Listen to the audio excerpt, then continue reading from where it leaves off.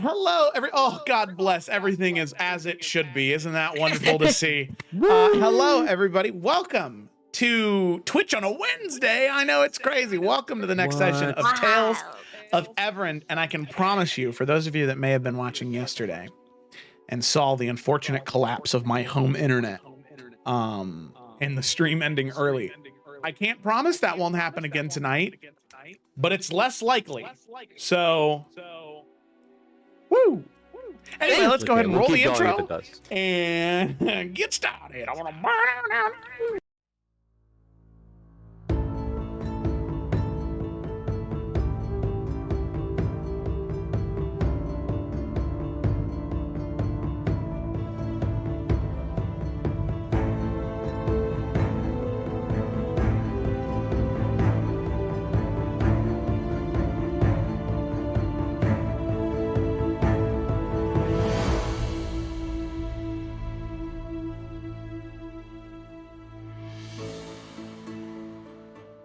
Shot. We're back.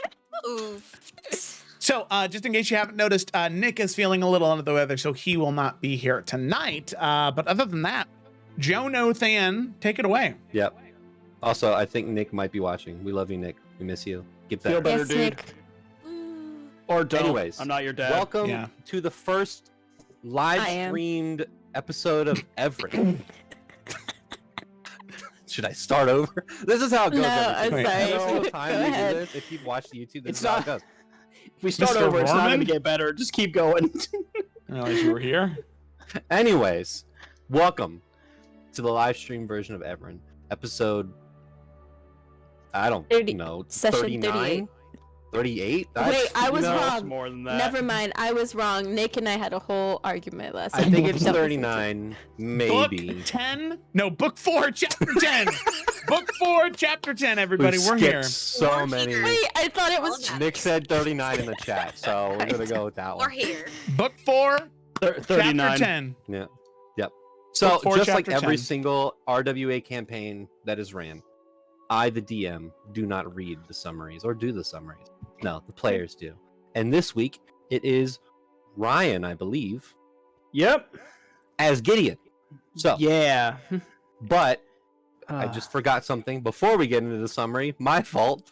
We also do Rachel's note quotes or whatever we call it. What's the Sure. note, Rachel? Joe sent this to me. He had me choose the quote, or I had him choose the quote. In reference to when Yrsa was with Oberon, Yrsa, being the bad bitch she is, convinces him to stop being so emo and show some emotion. They hold hands, and he smirks. But why is it spicy?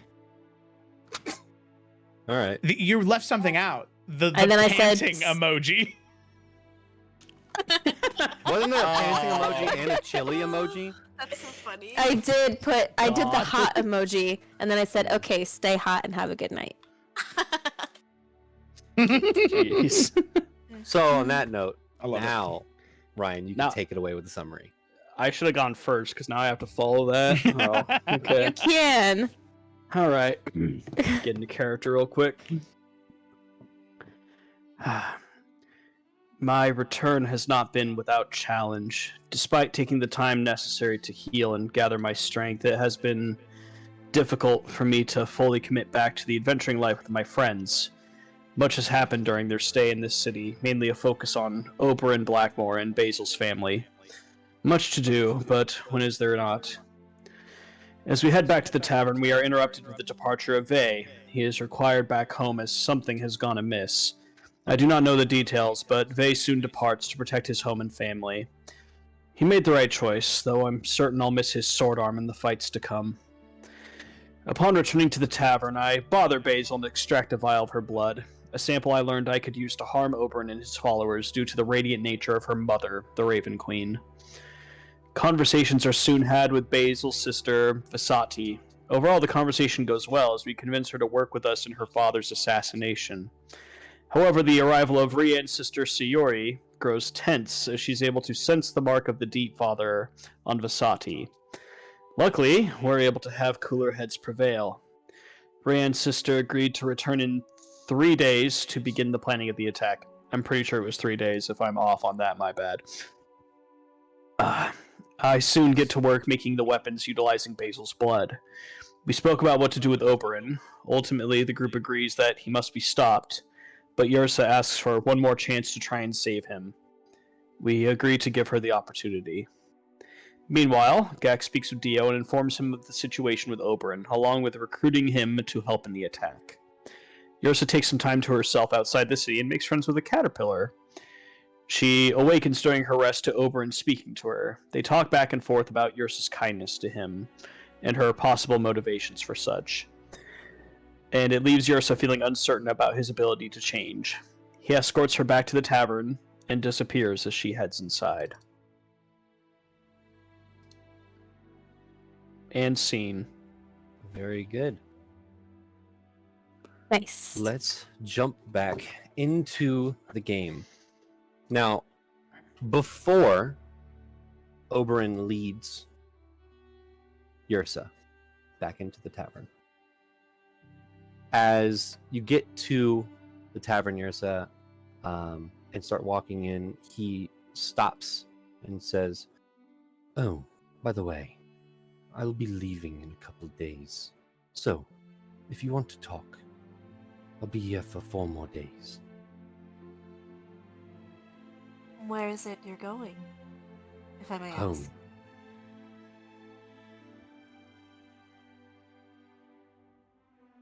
Thank you. I appreciate the notice. I'm sure we will speak again soon. You know where to find me. And Good he night. turns around, and as he walks, he disappears into shadow. Okay. Now we have a time limit. Okay.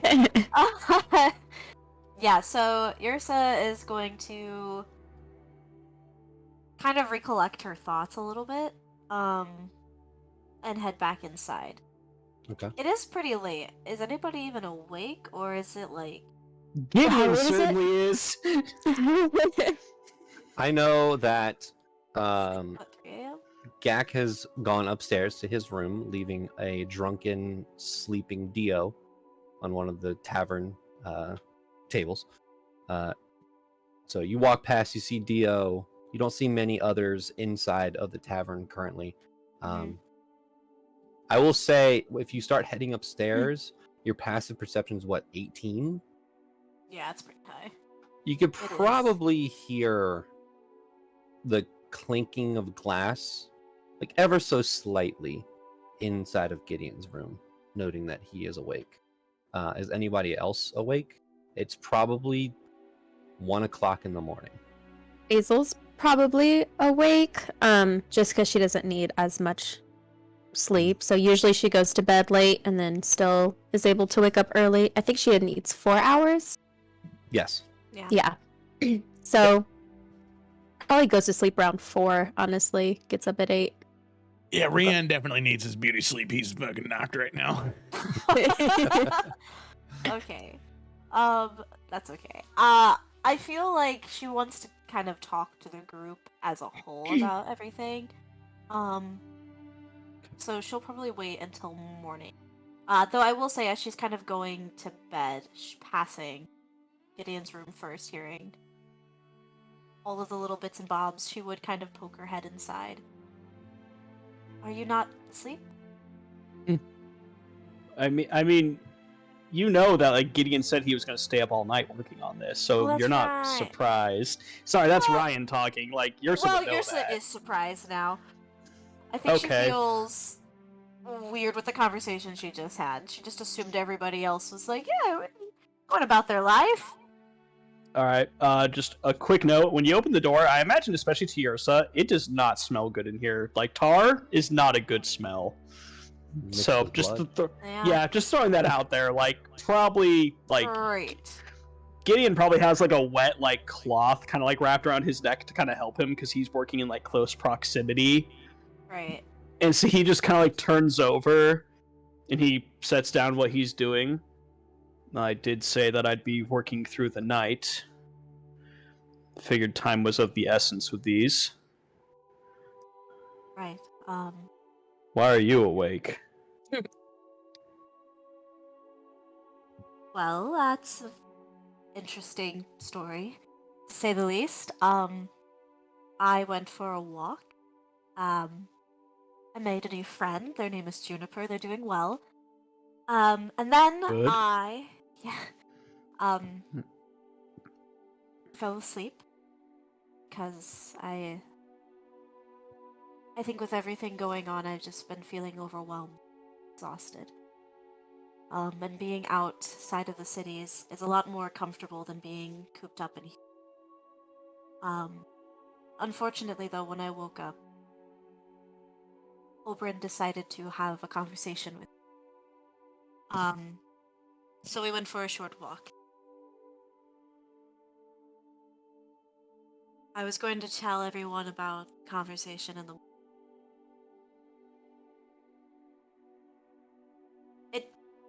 I think it went okay. I don't know. The letter that I wrote him, he read it, and I guess it touched him in a way that he felt as though we needed to have a conversation. And we spoke of the same things we spoke of before. Just this idea of healing and forgiveness and moving on and how we go about that. And I don't know if it made a difference or if he's still... I do know he's still angry. I don't think that a few conversations and even a few kind words or even a simple hug is enough to break him of all this rage that he has built inside. He said he would consider my words of... Well, I don't know, really. He just said he would consider what I said. And we've kind of left it at that. And he did also mention that he was going home in 4 days. So whatever we are going to do, we need to do it within that time.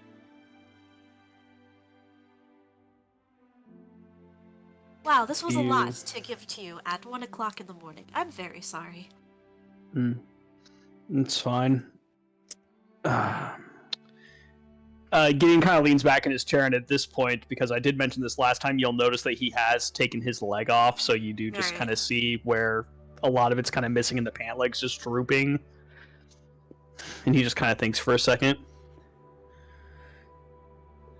Do you believe this changes our plan at all, or are you convinced?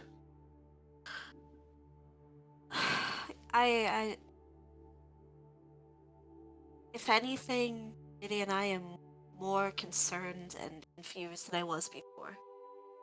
I mean, why else would he come out of his way to talk to me if he didn't at least consider what I had to say? That there are kind people in the world, that we are willing to work with him to come to a solution where no one has to get hurt? Or was it intimidation? Was it a threat? Was it, yes, I'll play a game because I'm the one who holds all of the pieces? I don't know the answer, and I don't want to risk not going forward with our plan and something terrible happen. There are way more lives at risk than if we don't do something. It doesn't make me feel any better, I don't.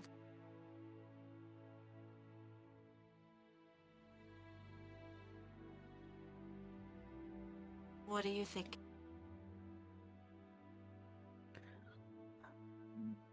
The life that we have chosen for ourselves is a hard one. To be responsible, to be proactive, to take action for the betterment of others, it's admirable, but it is not easy. Doing the right thing is often very hard, and it comes in many forms. I do not know Oberyn's heart. I do not know how to tell what he wants. I don't know how to tell if he's going to change his plans, because there's no way to ask that without revealing we know what he is going to do. Which puts us in a even more dangerous situation than we're already in. There is the life of Oberyn, and then there is war. And for me, I would need you to be certain. Because otherwise, I just think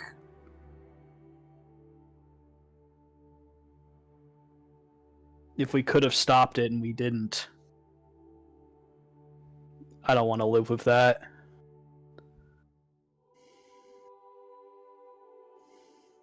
Yes, you're right. I think Oberyn's heart died when his wife did. And I don't think he will ever find happiness again while he's alive. Unfortunately, I wish there was a better way to bring him peace, but I don't think there is. I don't know if there's a way to break his vampirism at this point, and I think the process would end in the same result of what we're going to do. But even then, I don't think that would make him happy. I don't think he knows what that is anymore. I think his only source is gone, and I don't think he's willing to try again.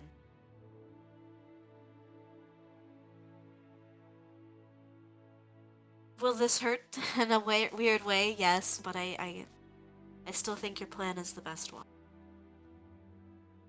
I would like to say... Go on.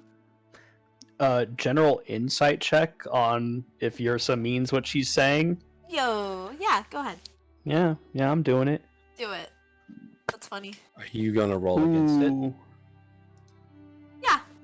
Okay. Just tell me which one you're rolling. Persuasion or deception? Me or Ryan? Tell me. You don't have to tell her. No, No, I know. Okay. I got a 21, though. Okay, getting's normally not good at insight, but rolling a 19 sure helps. If only he could throw a guidance on without looking hella suspicious. I rolled a 14. Oh, wait a second. This is a plus what? Bleh. Unless it's a Let's plus. see, you have a plus Oh. 8 to your deception or persuasion. Damn. I do, actually. What? Wait, you do? Oh, your Yes, I wisdom do. modifier. I do. I have a 20 in wisdom, baby. So what's the What? total? Wait, that's charisma though. 22. Deception, persuasion. I have a plus 8 in persuasion. What? And What? I have a plus 2 in deception. So I just gave it away. Wow. Okay, well, yeah, all right. All right, Oh, wait, go Kayla. persuasion. I'm a fucking idiot. I'm Did just you, were you no, looking no. at perception? Still, I just Still. got it's fine. It's fine. Still, that's awesome. That's She's high five. being genuine. She Okay. genuinely believes that your plan is the best plan. However, she still feels incredibly guilty. She's not sure why. And I don't think and you can probably pick up on that. Like, she feels genuine about your plan. It's just there's guilt all over her.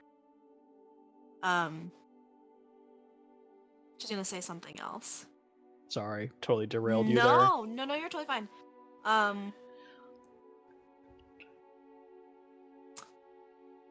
However, before we go through with whatever we're going to do, I would like just, like I said yesterday, just one more chance to say something.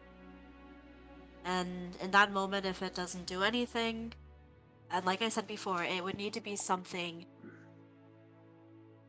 I don't know, enough to convince all of us that he's not going to start a war and kill hundreds of people, and I don't know what that looks like. And if not,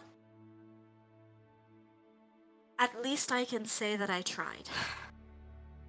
And sometimes that just has to be good enough.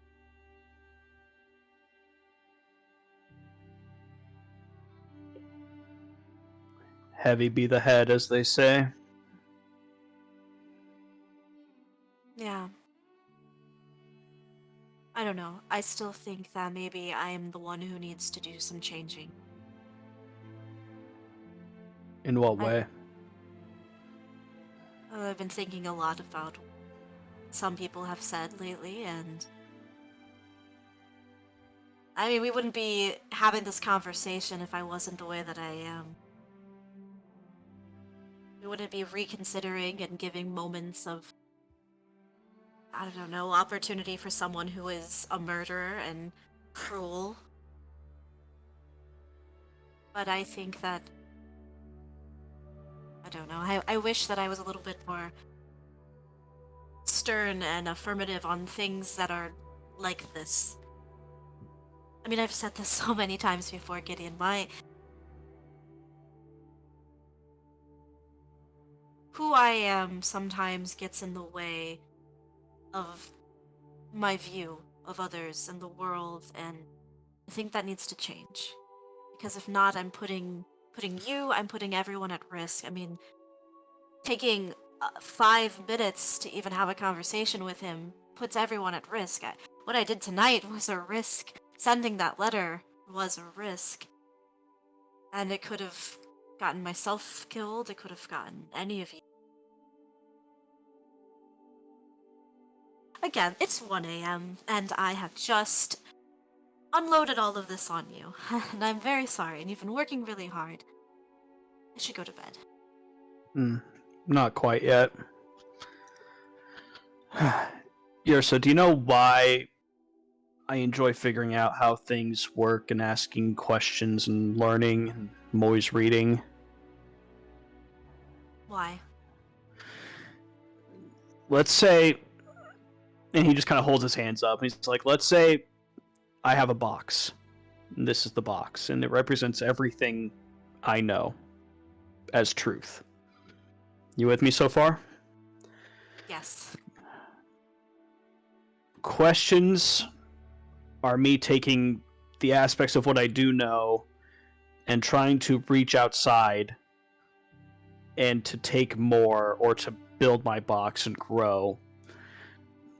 It allows me to keep moving forward. It allows me to adapt, to change to things as needed. It allows me to figure out that sometimes even the smartest are wrong and they don't realize it till later. Sometimes people don't realize it until long after they're dead. But people who thought they were right and celebrated for it ended up being very frequently wrong. We're still learning so much about everything, whether it's human interaction, magic, science, the study of each other and how we affect one another. It doesn't stop. And I don't know if anyone will ever have the full box. But shortchange yourself like you have, I think, is folly. I think there are opportunities. I believe that there are moments that certainly would not have come to pass if it was not for you.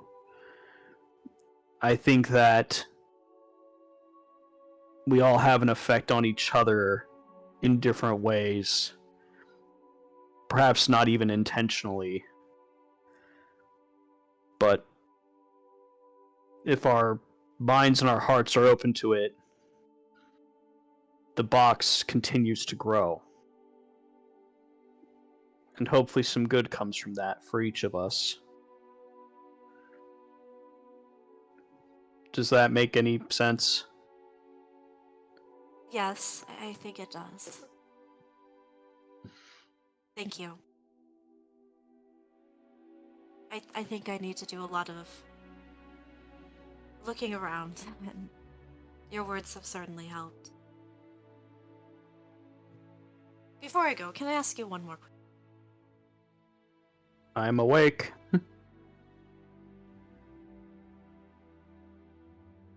Thinking about box in a different way. If you were a caterpillar and you liked being a caterpillar, but you knew one day you would be a butterfly, but you had the option maybe to also be a moth. Would you stay a caterpillar, or would you be a moth, or would you be a butterfly?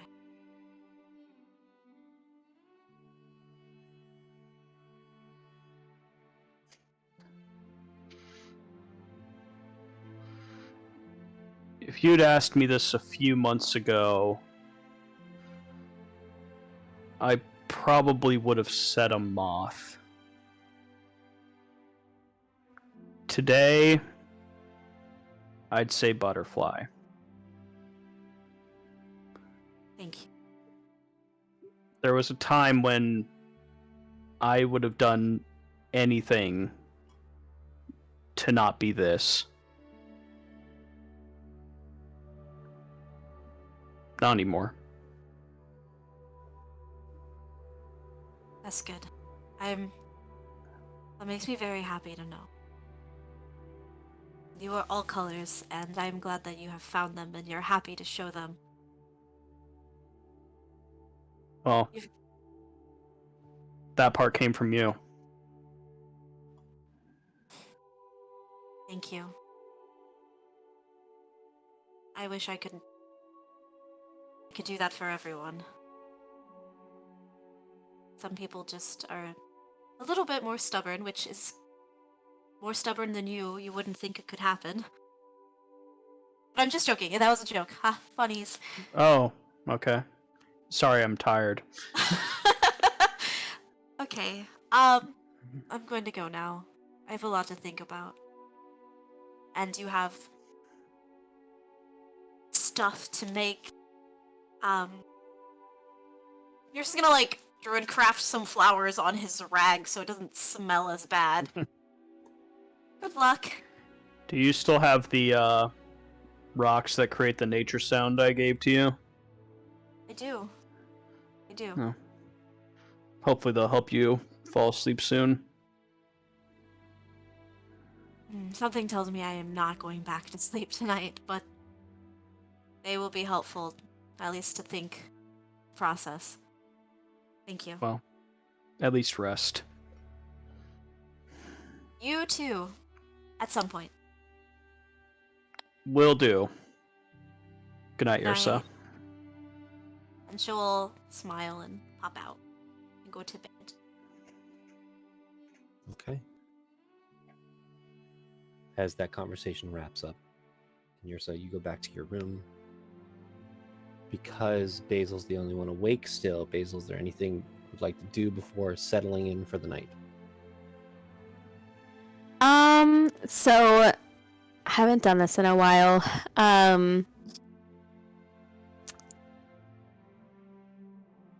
Basil is going to just go outside, get some fresh air. Oberon You know, shows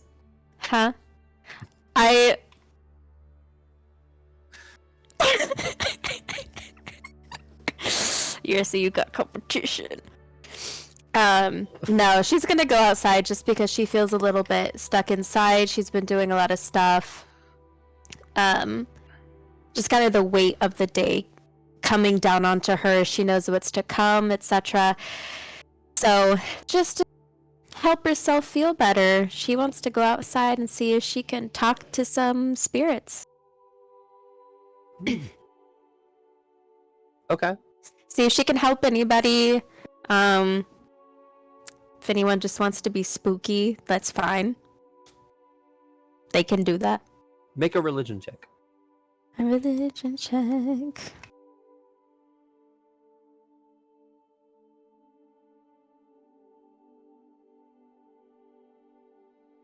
Oh, really funny story. You would not believe what I just rolled.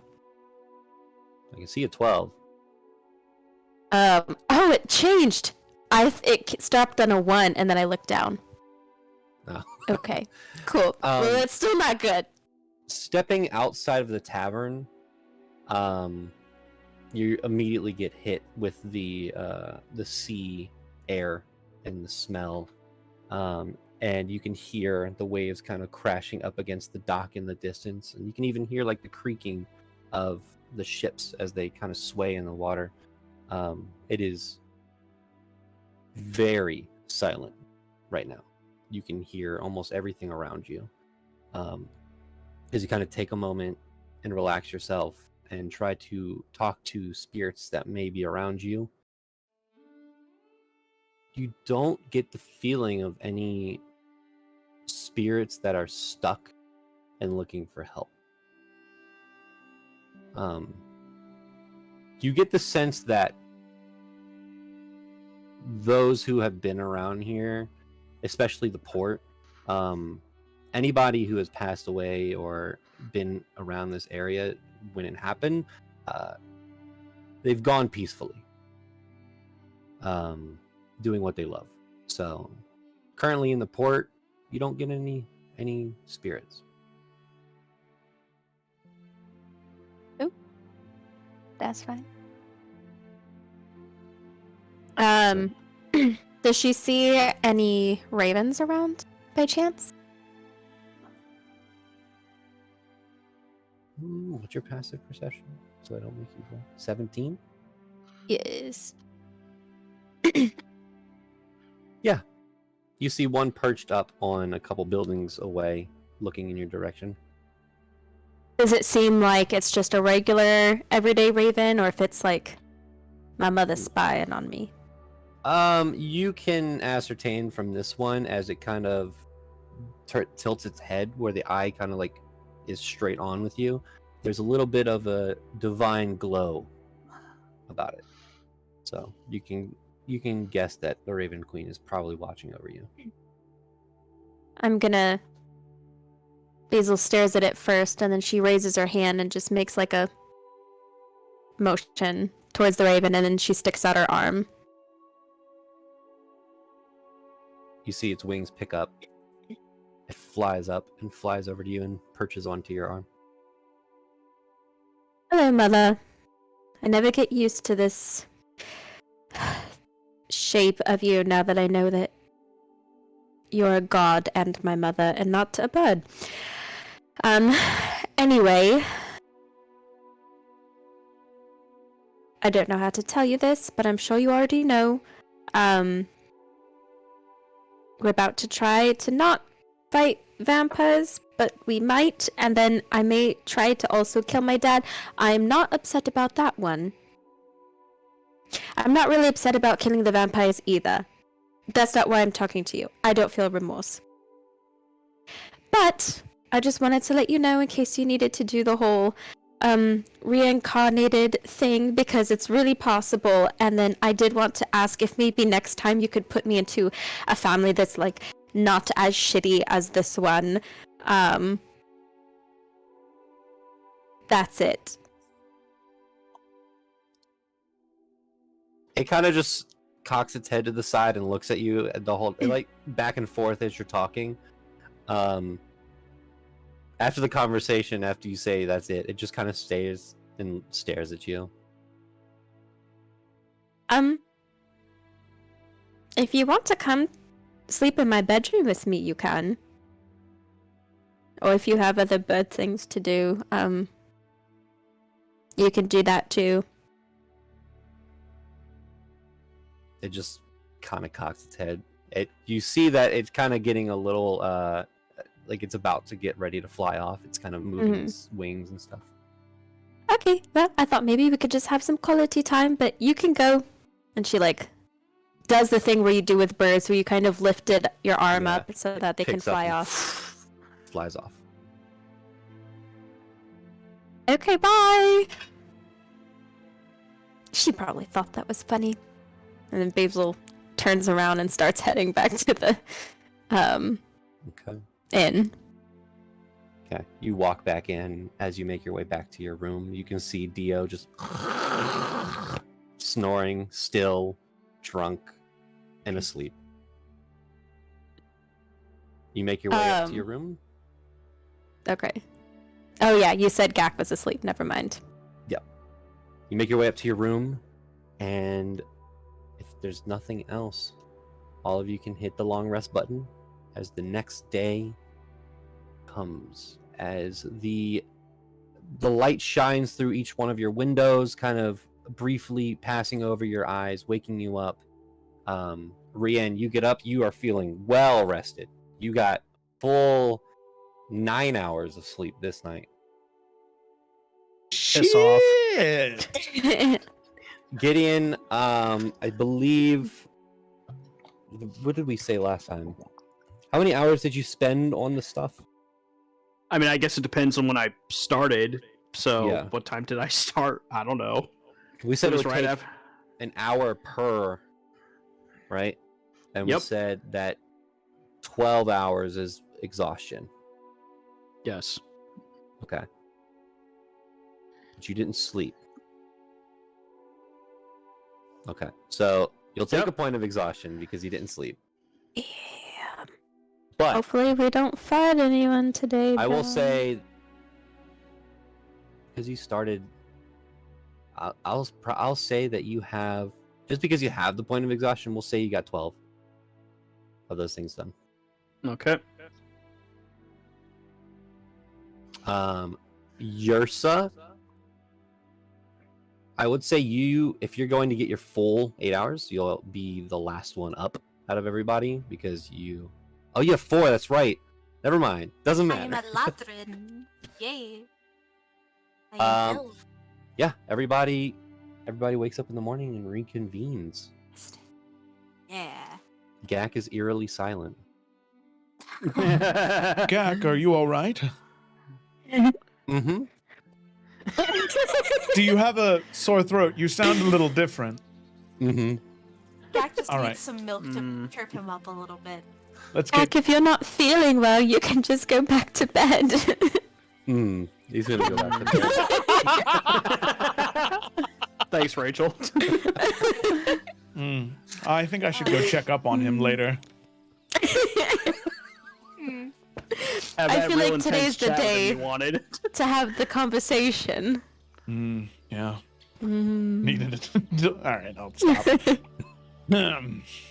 He leaves Chip there so that he can be filled in while you guys have a conversation. Hey, Nice chip. Lamau. Chip, were you watching us play paper football yesterday? Robert. Do you think that's something you could do? Good to know. That was a yes. Do you play with a triangle or a rhombus? Well, see, that was a point of confusion yesterday, actually. In Siri, we play with a rhombus, but I suppose I've heard. here they use a triangle. Yeah, most people here would go with a triangle, but to each their own. Yeah. Rhombus is better. You can flick it from the bottom half a little bit easier. Not to interrupt our geometry talk this morning.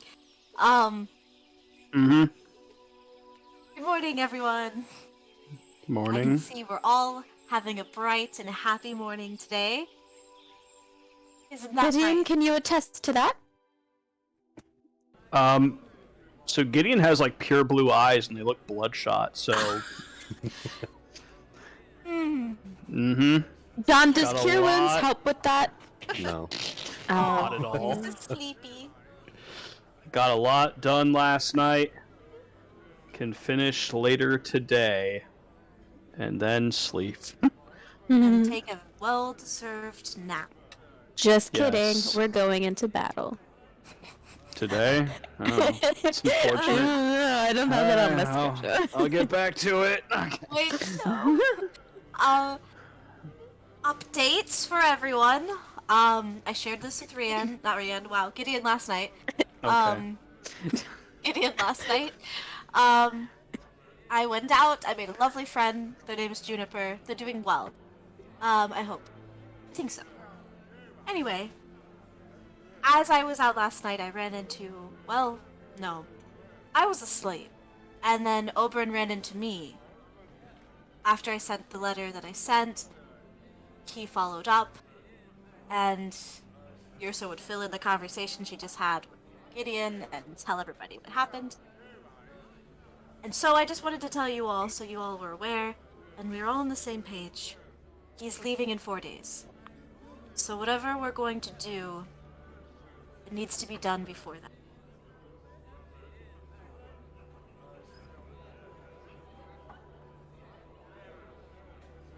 All right. Sorry. First and foremost, I'm glad you had a good time. I hope it was a good time. I wish I was there because I hate the idea of you getting hurt, and I don't know what we would have done had that happened. But I think the knowledge that you gained is very useful. I think that you're probably our best chance right now to have him maybe slowly get on our side. Now, I'm not saying to be alone with him all the time, but I think maybe you could be the front runner when it comes to the emotional aspects of our conversations. I don't know what everybody else thinks. I wouldn't say that we should be worried about what happened. Yes, I will say none of it was threatening or malicious in any way. Oddly enough, I think he was very respectful. I think it's the best word. I don't think he knows that we know about Blood Moon. I don't think he has any idea that we know his plans for that. And, now that I think about it, the strange thing is he's never even hinted towards any of that. I mean, why would he? Right? Why would he tell us of those plans? But it was never mentioned, there was no suspicion, and there was no suspicion of what we planned to do. But again, I don't want any of this to change our minds on what we're doing.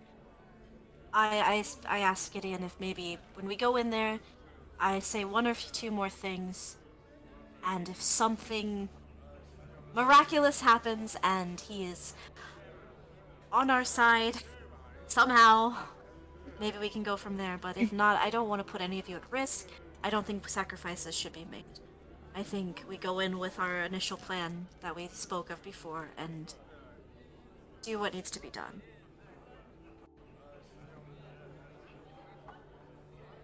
Rian, you're quiet. I mean, frankly, I don't know what to say. Not because of anything that you did or that happened to you. I'm not surprised that he came to speak with you.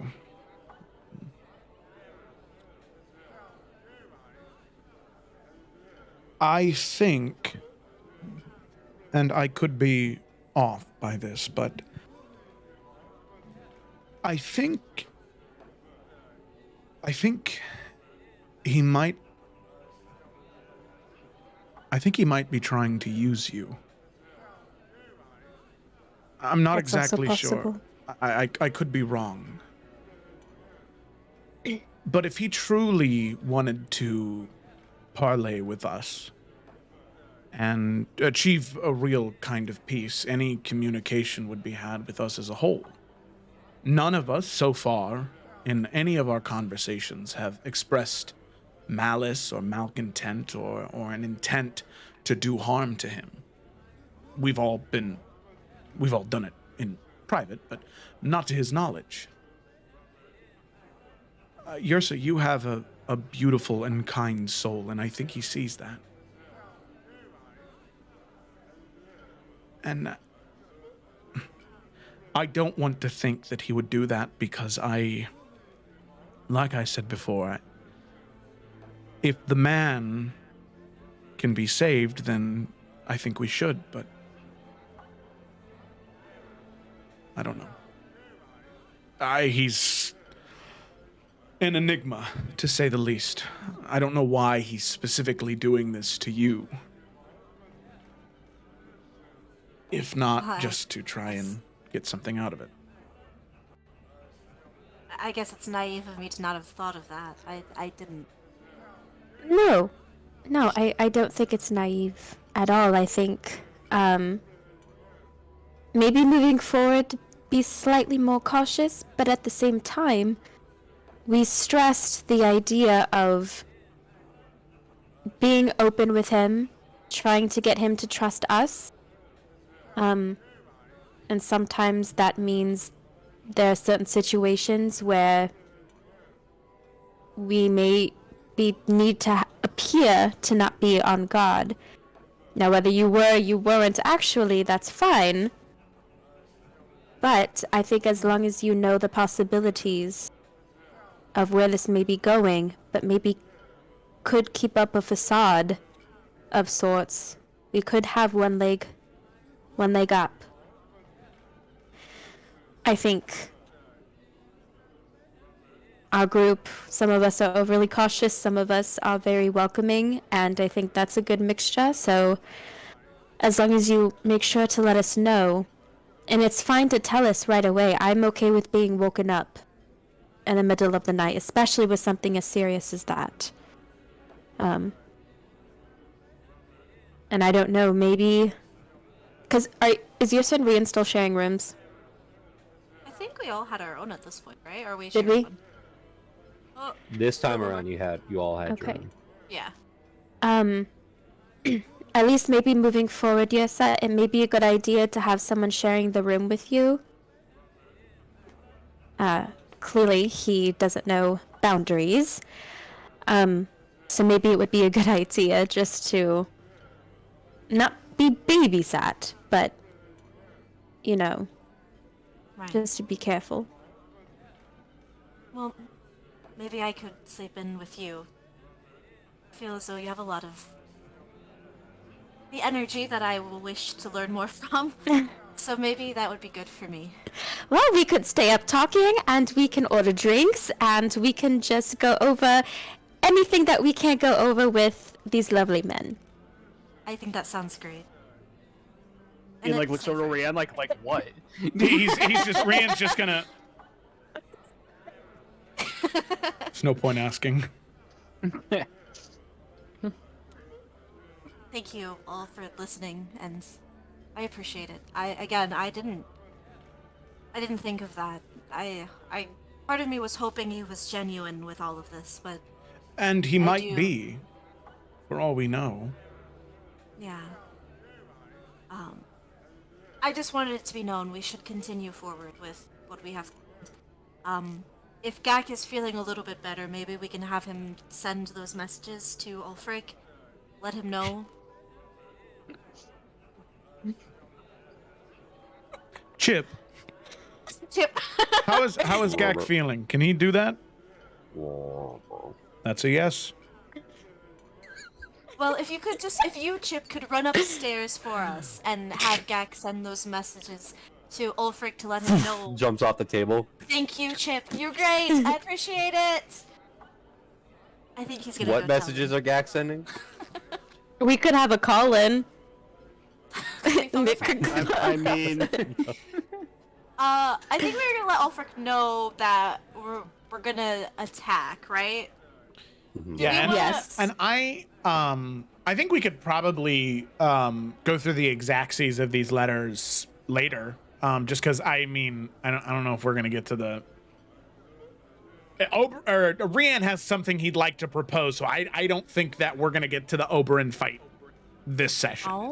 Oh. Very spicy. Oh. I would just say that we need to bold let of you to Ulfric speak for the rest Yeah. of us. No, I'm just kidding. I just think we need to let Ulfric at least know what's Yeah. going on, so Yeah. that way, insert. This is the day we plan on attacking. Please try to be there. We definitely need the help. Yikes! Yikes! Yikes! Yeah. Please. I think you guys messaged Ulfric like a day ago. Okay. Or 2 days ago, maybe. If Gak sends a message to Ulfric, he will say that he just crossed through the border and is near Hillgrove. Okay. Because he was an artist the last time you spoke to him. So, I mean... He's going. Hold on. Yeah, he's going as fast as it gets. Nice. Okay, so he's not super far then.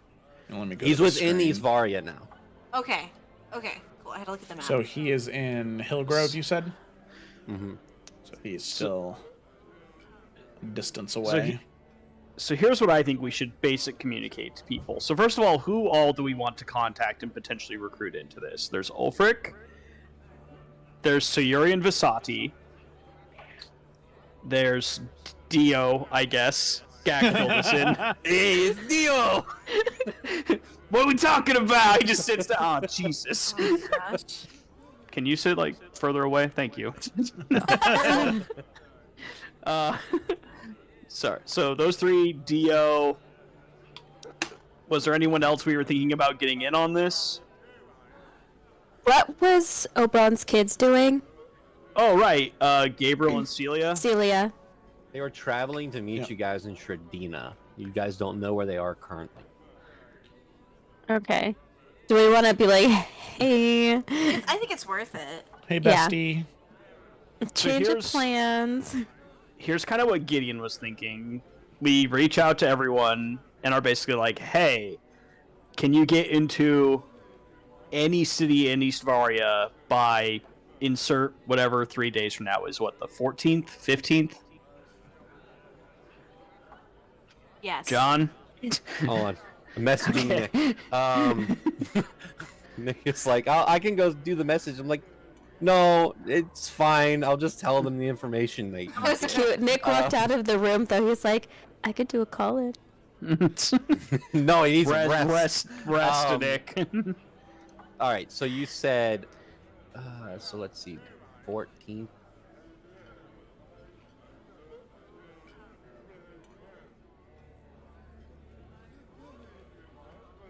What is your question? Again. What day is Oberon leaving? It's in the calendar. The 15th.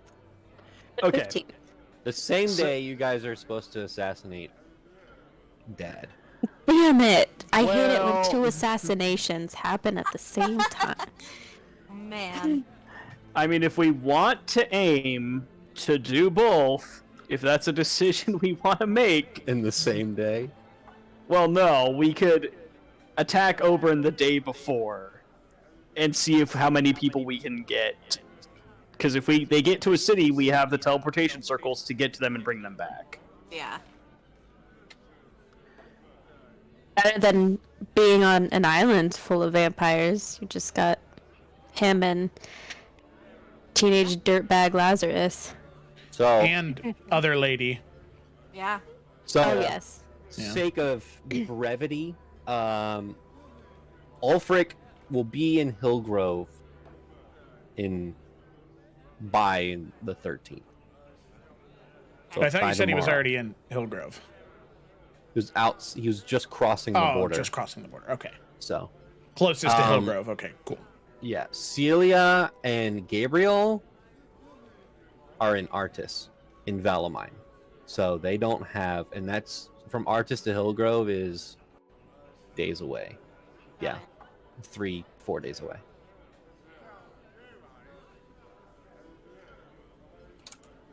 So Celia and Gabriel probably not going to be able to get them.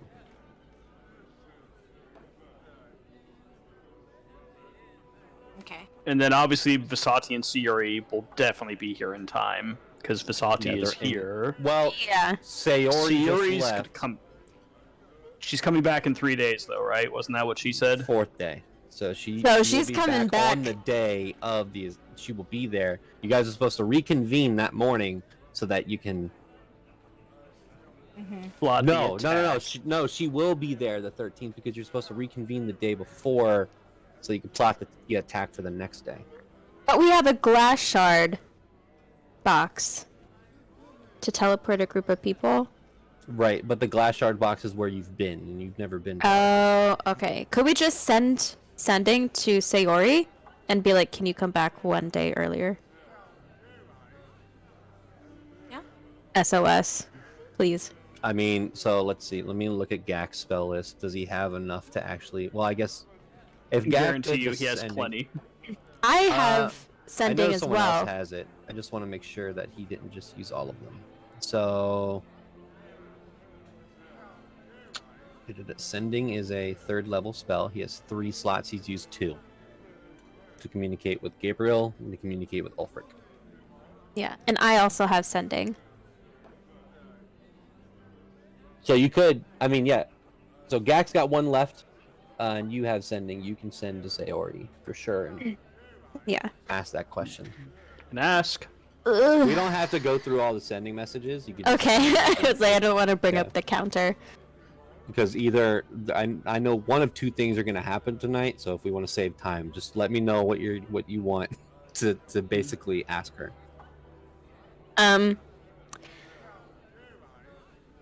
Basically just,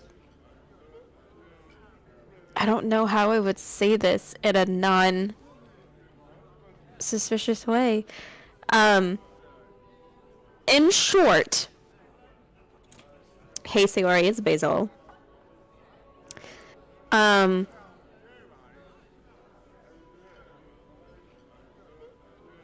How would you, there's a lot of info to give in 25 words or less.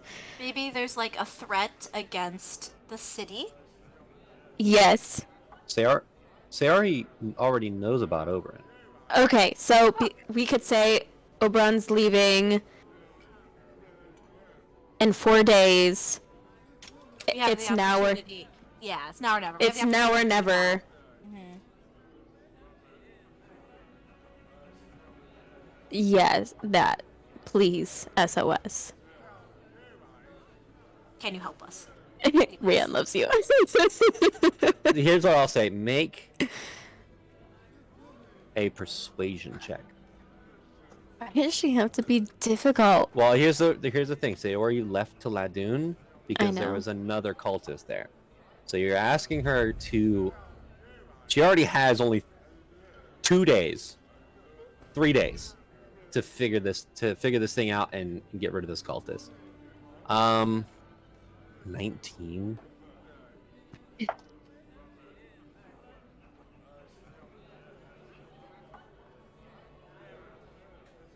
You get a long pause and a sigh, and you hear, I can try to make that work. No promises, though. Oh, she could send like hand signals back, like You see an red. emoji goes through the sending.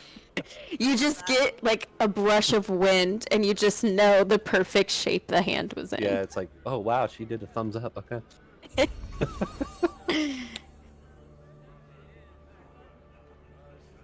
Okay. So, the information you have is, well, actually, I'll say, Nicaroo Games. Thanks for the prime sub. The information you have: Ulfric will be in Hillgrove in about 2 days. Okay. That's what I said. I literally said that like 5 minutes ago. That's what I said, right? Okay, cool. Mhm, Yep. mhm, Thanks, mhm. mind. Celia, Gabriel are an artist, which is 3 to 4 days after teleporting to Hillgrove. It would take you 3 to 4 days just to get there, So they're off the table. so they wouldn't be there in Got time. it. Mm-hmm. Sayori is going to try and finish up what she is doing quickly and try to get back. Ladoon is a day away. Got it. No, I'm sorry. Ladoon is 2 days away. Ugh. So she left yesterday. She would get to Ladoon tomorrow. You want her to try to get back on the 14th. Yes. Okay. Does this change her answer? No, she's going to try, but she didn't make any promises. That is up to you guys to maybe remedy that situation. You guys Give have me the teleportation circles. Give me the phone. I want to talk to her. No, I'm just kidding. Oh yeah, I mean, if So- she's in the city, we could bamf over to there and get her faster, right? Yeah, you guys, well, actually, you haven't been to the teleportation junction yet in Ilden, so you don't know where the teleportation circles are. It's not every Ooh. single city. Got it. Mhm. Got it. Okay, we should probably figure that out. What if we study a map just really hard and envision what it looks like? Stranger things have happened. Oberyn is leaving on the 15th. I don't know if you guys can see the calendar, but there are notes in there. Which Oberyn, one's the calendar? that should be the simple calendar that's like shows you what day it is in the game. Where do I click that? Top left, unless it's not there. It should be like, it should say You- Summer Elysius the 12th. Well, if it's not there, what you can do is on this sidebar, you can click the little bookmark button, and then there's a little calendar that says SC. Got it. Yeah. Where? Oh, okay. Oh, that's right. So the 15th, which is in 3 days, is the day you guys are planning the assassination. Basil's dad, and Oberyn is leaving that day. You don't know what time of day Oberyn is leaving either. This is gonna be a mess. Oh yeah, Yeah, absolutely. it was always going to be. So, as we dive back into the conversation, I know Joe/Rian had something he was going to say or bring up. He had a suggestion. You said something about something. Yes. He will say, I think that, all things considered, Gideon, you said you were going to be finished preparing these alchemical weapons by the end of today, correct? Just need about 4 more hours. 4 more hours. Good. Work for 4 more hours and then sleep until tomorrow morning. Recuperate some of Thanks. that lost sleep. I think as soon as Gideon is ready to travel, I think we should go to Hillgrove. Not only to pick up Ulfric, but once again, I will say I do believe that going there and discovering what we can about the rifts and that staff so we can hopefully improve Yursa's abilities with whatever that staff may have. Was the staff in Hillgrove? It's from the vision you had, it was in a shack in the forest behind Hillgrove. Well, the vision that Lady Gemcloak Yeah, showed. for sure it is. I think that in this fight against Oberyn, it's going to be very, very, very difficult, especially if Celia and Gabriel can't be there. We're going to need every upper hand we can get, and I think this staff is a good one, and I think to not even try to get it would be a mistake, especially if we don't have anything else we're planning on doing for the next day and a half before Oberyn tries to leave. I was hesitant at first, but if we have the extra time, I think we could, and if we can just teleport in, maybe getting it would be beneficial. But if it's something that is going to take more time than necessary, I don't want to lose the opportunity to grab it. I think it's worth, I guess, teleporting over, getting it if we can in a timely manner, and grabbing Ulfric since we have to go there anyway. I just don't want to go off the beaten path too much in case we run out of time. No, of course, and we just have to realize that this may be a quest that we have to abandon partway through and come back to later. Correct. Seems reasonable. I agree. And Ulfric was getting there in 2 days, right? 1 day? Tomorrow? Tomorrow. 2. Oh, 2 no, days. 2 days. Two. Man. So we have 2 days to figure out the staff. We could just go now. Go get it now. And then... Well, Well, Gideon. I'd really rather not. No, we'll wait. Well, we can go I first can go thing in the back. morning. It's fine. I'll be No, fine. you will sleep and finish. We'll go first thing in the morning, like Basil said. I've worked a double before. No. You need No, to no, no. rest. You need- Okay, so the plan is we don't do that today here. we do whatever today, if anything that needs to be done.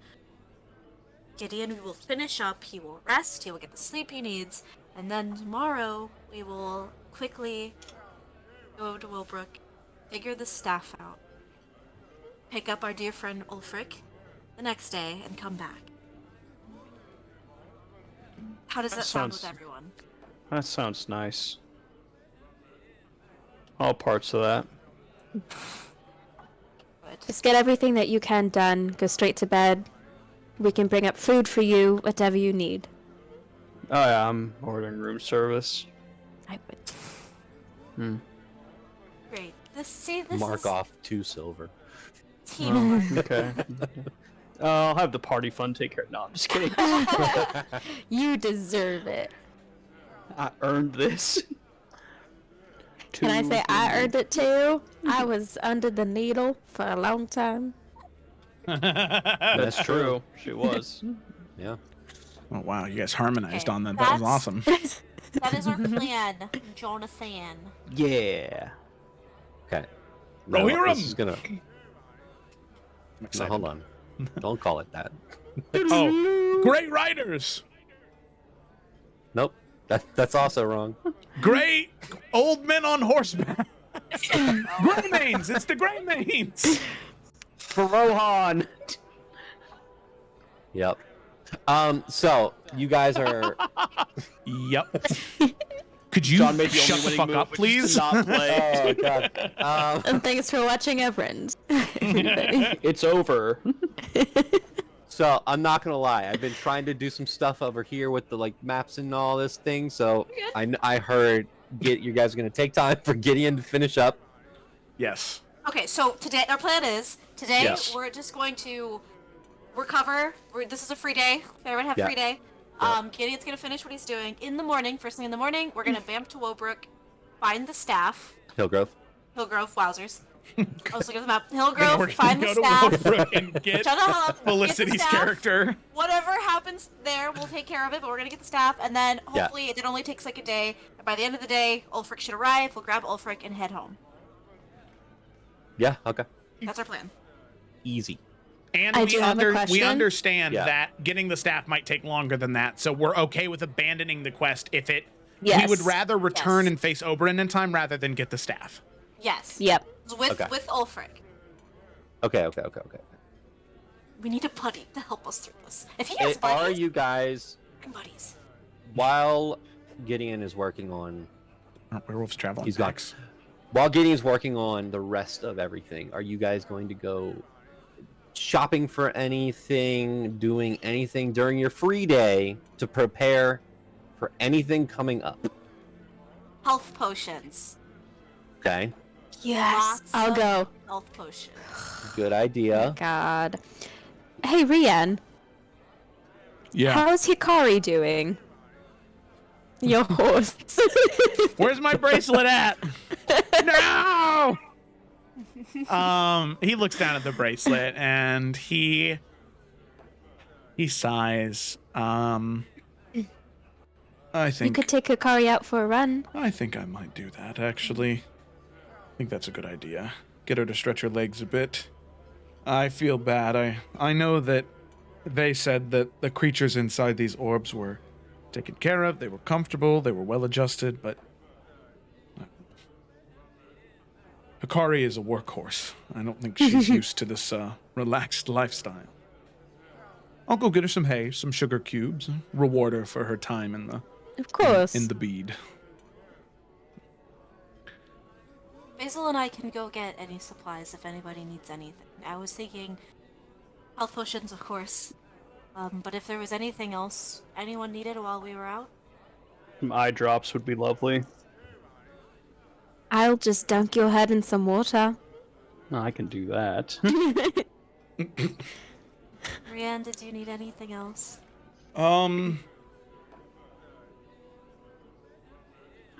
Not Joe looking at his character sheet. Are we planning on staying there for... Is it one day? One day. One day? Because That's if we're up not to you going to guys. sleep, then we don't need to worry about... Is the place that starts with an H a big place?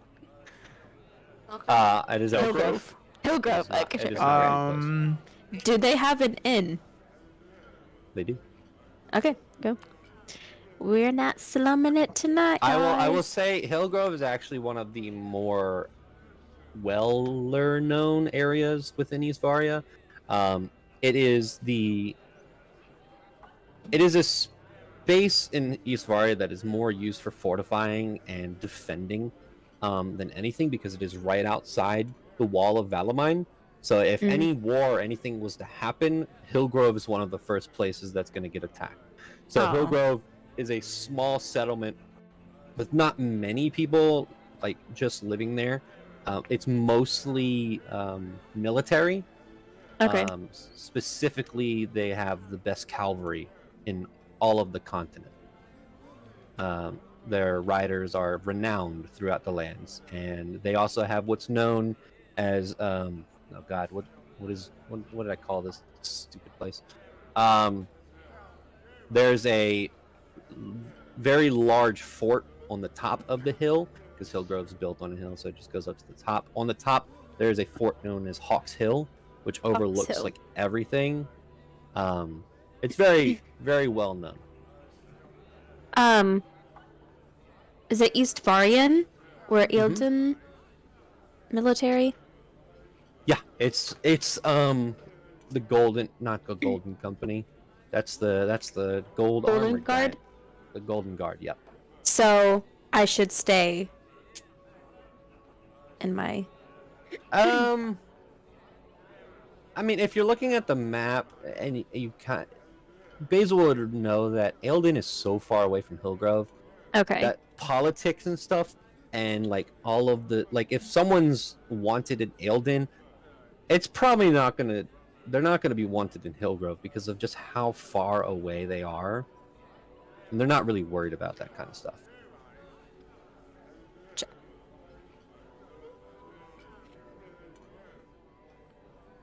So, health potions for sure, and we'll just look around and see what else we like. And we'll all meet back here this evening. Yeah. I will say that this is Joe. From forever ago, I bought a potion of speed, which gives me the haste spell without concentration. So Ooh. good thing I didn't That's gonna use come in that. handy. Yeah. Oh, I got it for the Kyrian fight, I'm pretty sure. Luckily, he was a bitch that knocked Rian unconscious, but Yeah, he was. Lucky Gideon's totally okay with chemical warfare. oh yeah, good thing Geneva's not a place. That'd be awkward. Yeah. Oh god. So, who is going shopping for healing potions? Okay. Girl creep. What- I will say, there's an actual place. Rachel also said a second time. A second. Now time. I just said that.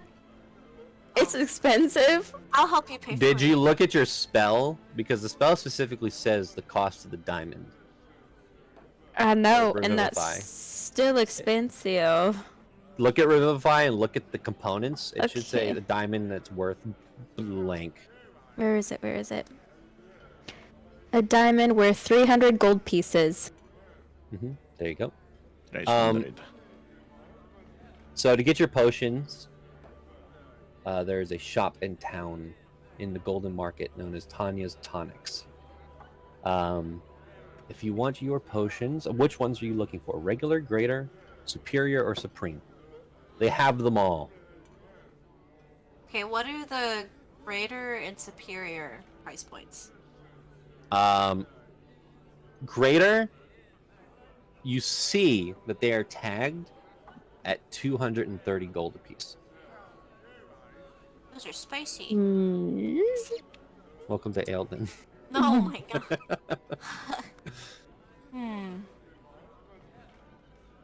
Well. How much is in the party fund? Wait, quick maths. Like nothing. Yeah, Oh. nobody wanted to donate. Oh, Joe, you just say that every session we know. We're pieces of shit. I'm hoping that if I keep making you feel bad, things will change. 28 Okay, gold. So, You see what happens in politics. okay, sorry, one more time. 250 gold for a greater?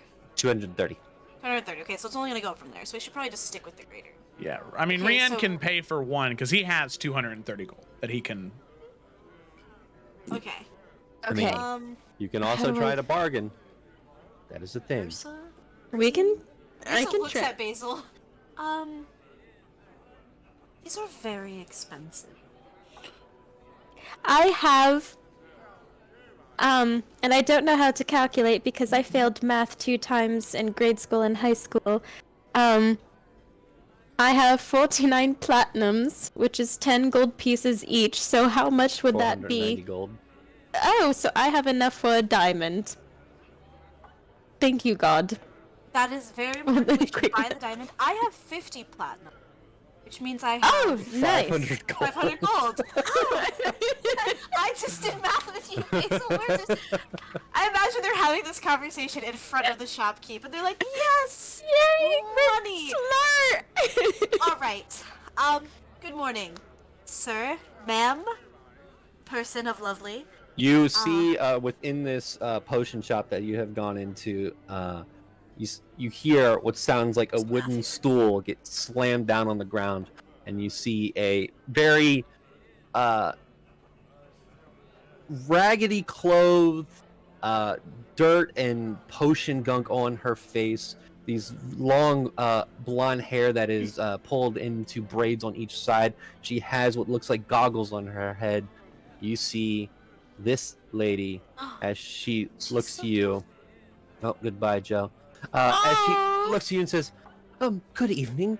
My name is Tonya Dista. What can I do for you? Tonya, may I say, you one of the cutest people I've ever met.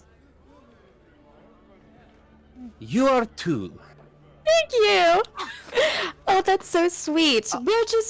I'm sorry, go ahead. You go. Well, can I interest you in any potions? Obviously, you're in my shop for potions. So, what would you like? We are actually looking for some healing potions. Our group happens to need them She all the cuts you time. off mid conversation and just starts walking okay. back. You hear clanging of glass. You hear a breaking, and she goes, "Nah, listen to important." And she pulls up to the table, slams down a crate filled with healing potions. You hear the glass clanging all together. She gets back up. She goes, "I have regular, greater. I have superior, and I have what's the other one called? Supreme. Which one are you looking for?" I'm assuming that the regular are the cheapest. Yes. My next question what is the price? For the regular healing potions, it's about 50 gold each. I'll say because you gave me that compliment, I will take 5 gold off. It's nothing. Yosa, what do you think? What? Regular is 2d4 plus 4, right? 1d4 plus 4. D4 plus. That's kind of booty cheeks. No. D&D regular healing potion, I believe it's 1d4 plus 4. Oh, it's 2d4 plus 2. I lie. Oh, nice. Okay, that's better. That's better. 2d4 plus 2. And they're 50? 50. But she took it down because I called it pretty. 45.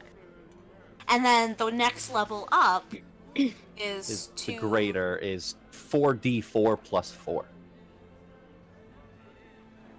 And then And Joe just because said- it's funny, superior is 8d4 plus 8, and then supreme is 10d4 plus 20. Jesus Christ. But here's the thing. Rian said he can pitch in 230 gold. Touche. Now, I'm not saying that we should take his money and run. We should But I'm also not saying that if someone's forking up some money, we don't need to turn it down. Especially when that money can benefit him, and especially because we're trying to kill 2 people within the same 2 days, yes. give or take a day. So if he can spare that much, that means we could If he- buy 4 greater healing potions. And then Or a couple of the regular. yeah, and then I could buy my second Revivify diamond. And so I have 2 things to, Math. and then plus my own healing stuff. So yeah, if we get, you said 4 greater? Yes, because I can pitch. I have 5. I technically have 600. Nick says that 46. Gak currently has 4 greater healing potions in his bag. Oh well, goddamn! Does he really? Okay. I'm pretty sure he still has that from in what was it, Newald? When you guys went to that Okay. potion shop and Rian couldn't figure out keys. That's Woo. right. Oh Hey, my wait a god! minute. And that's verified. That's verified, so that we don't leave without getting them. Okay. Okay. So with that knowledge now, yes, I just remembered.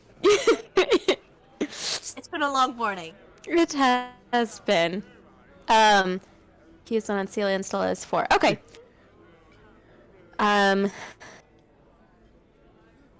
So I guess we could still get the same amount if we wanted to. I will also say. Oh, never mind. Does she have I was their potions? looking around. Yes, she has. You tell me what potion you're looking for, and I will tell you if she has it. Anything like power aiding? Potion of, well, never mind. None of us are strength based. That wouldn't help. I'm trying to think of like, Ooh. what potions would help with the situation. Potion of heroism. 10 temporary hit points last for an hour under the effects of the bless spell. That's nice. I'm sorry, John. I hope it's okay that I'm reading this since you said any potion. Yeah. Okay. I said any potion. Okay, I was just because I didn't. Off the top of my noggin, I could not think of any potion, so I had to look it up. I will say Potion of Heroism will probably run you about 3,500 gold. It's a rare item. Woo. Woo. Do you have Um, anything for like the, Good and Gather brand? Or the, the Walmart brand? That was No, I really only make the funny. best potions here. So, I will also, just because it's funny, the superior healing potions are 2,100 gold a piece. We'll just go ahead and put those off to the Also, side. just pointing out again, the spa will let you take a hero's feast. Just saying. So it's like we're carbon up before a race. Yeah. Well, we should go to the spa like the day before we attack them. Right. I'm just saying if Yeah. you spend all of your money now on potions and other things. Right. Which is why maybe we should just do 2 greater or 2 common. Or maybe we should just get like, they're 50 for a common. Maybe we should just get like, How much did the spa cost I'm actually per- trying to look it up right per now. person? maybe we should Yeah. just do 5 common healing potions. Because that's only We could do that. 150 gold. That's how I It do might my not math. also I be get a bad money. idea for those of us that may be a little more closer to the front line of Oberon's Wrath. Potions of resistance are available. 100, Do 120 you have gold any for the... potions of resistance? Of that They're nature. uncommon. They're uncommon? Specifically the necrotic variety. It might be a little more hard Okay. to come by. So uncommon... Hazel's. So the Rian. necrotic one, Tanya would tell you that she could concoct one specifically for necrotic. She doesn't have any of those currently. It'll take her a day, and it will cost 175 gold pieces. Oh, Okay. That's Okay. not bad. Oh, Don't no. do it. Don't do it. okay. Never mind. Gideon can infuse Rian's armor with necrotic resistance. Oh come on, we would Rian's talk. not there either. Yeah, Rian's not there either. Okay, Gideon can make his sword do fun things. No, I can And- give his armor necrotic resistance. That's what Gideon has on his armor right now. Huh. Okay. Who knew that this episode would turn into a shopping Shop. session? Not We have to me. be prepared like before we fight, you have- okay? We don't want to You die have the right away. beach. You have the beach episode. You have the shopping episode. You have the Yeah. Boiling Rock episode where you take people out of prison. We did all of that. It's Is there time a to do it potion again. for, like, obviously fey creatures, we have, like, resistance to being charmed, right? But some of us are not fey creatures here. Is there, like, any potion, because I feel like vampires equal, I'm gonna charm you to attack your friends kind of thing? which would be susceptible for probably like Gideon and Rian. So. I don't think there is. Okay, never mind. I don't know. I just was a thought. That sucks. Okay. I know that there are items that allow you to resist Right. charming. Mm-hmm. That's But- okay. Did we ask about the resistance? 175 What did you- gold. But, One day to create, 175 gold. Gideon said he could do that. Oh, that's so. right. That's right. Yeah.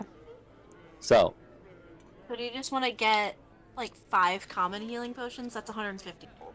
We And might then as move well to the give top. everybody one. And then Gat can distribute his greater to the front lane people. Does I think sound that sounds good. And me and you can heal seal too. Right, exactly. So I think we have that going on top of it. Gat can do some healing as well. So like Gat Ken.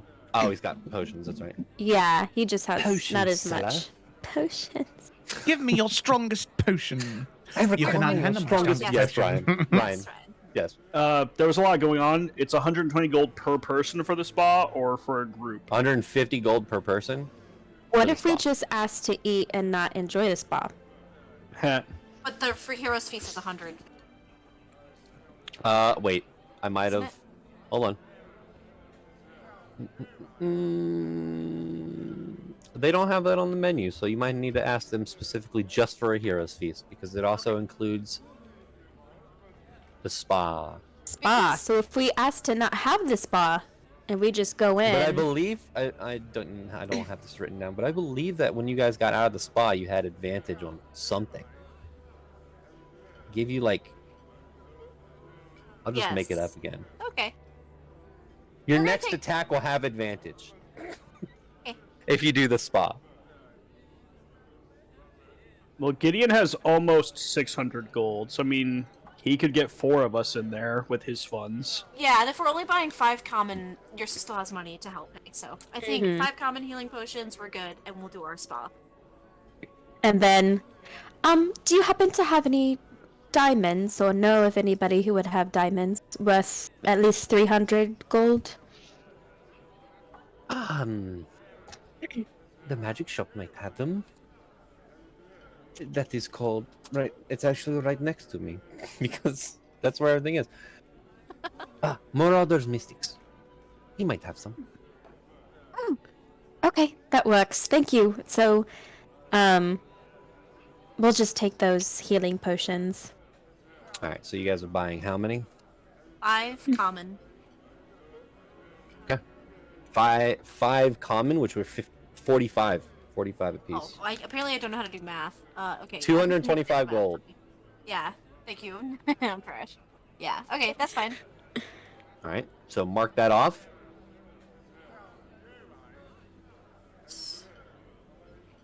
And you're going to go buy a diamond, Basil. Yes. Okay, we'll just say easy enough. You go actually next door to Marauders Mystic, and you buy a 300 gold piece diamond. Nice. So you can add one to your inventory. Okay. I need to. Okay. Inventory.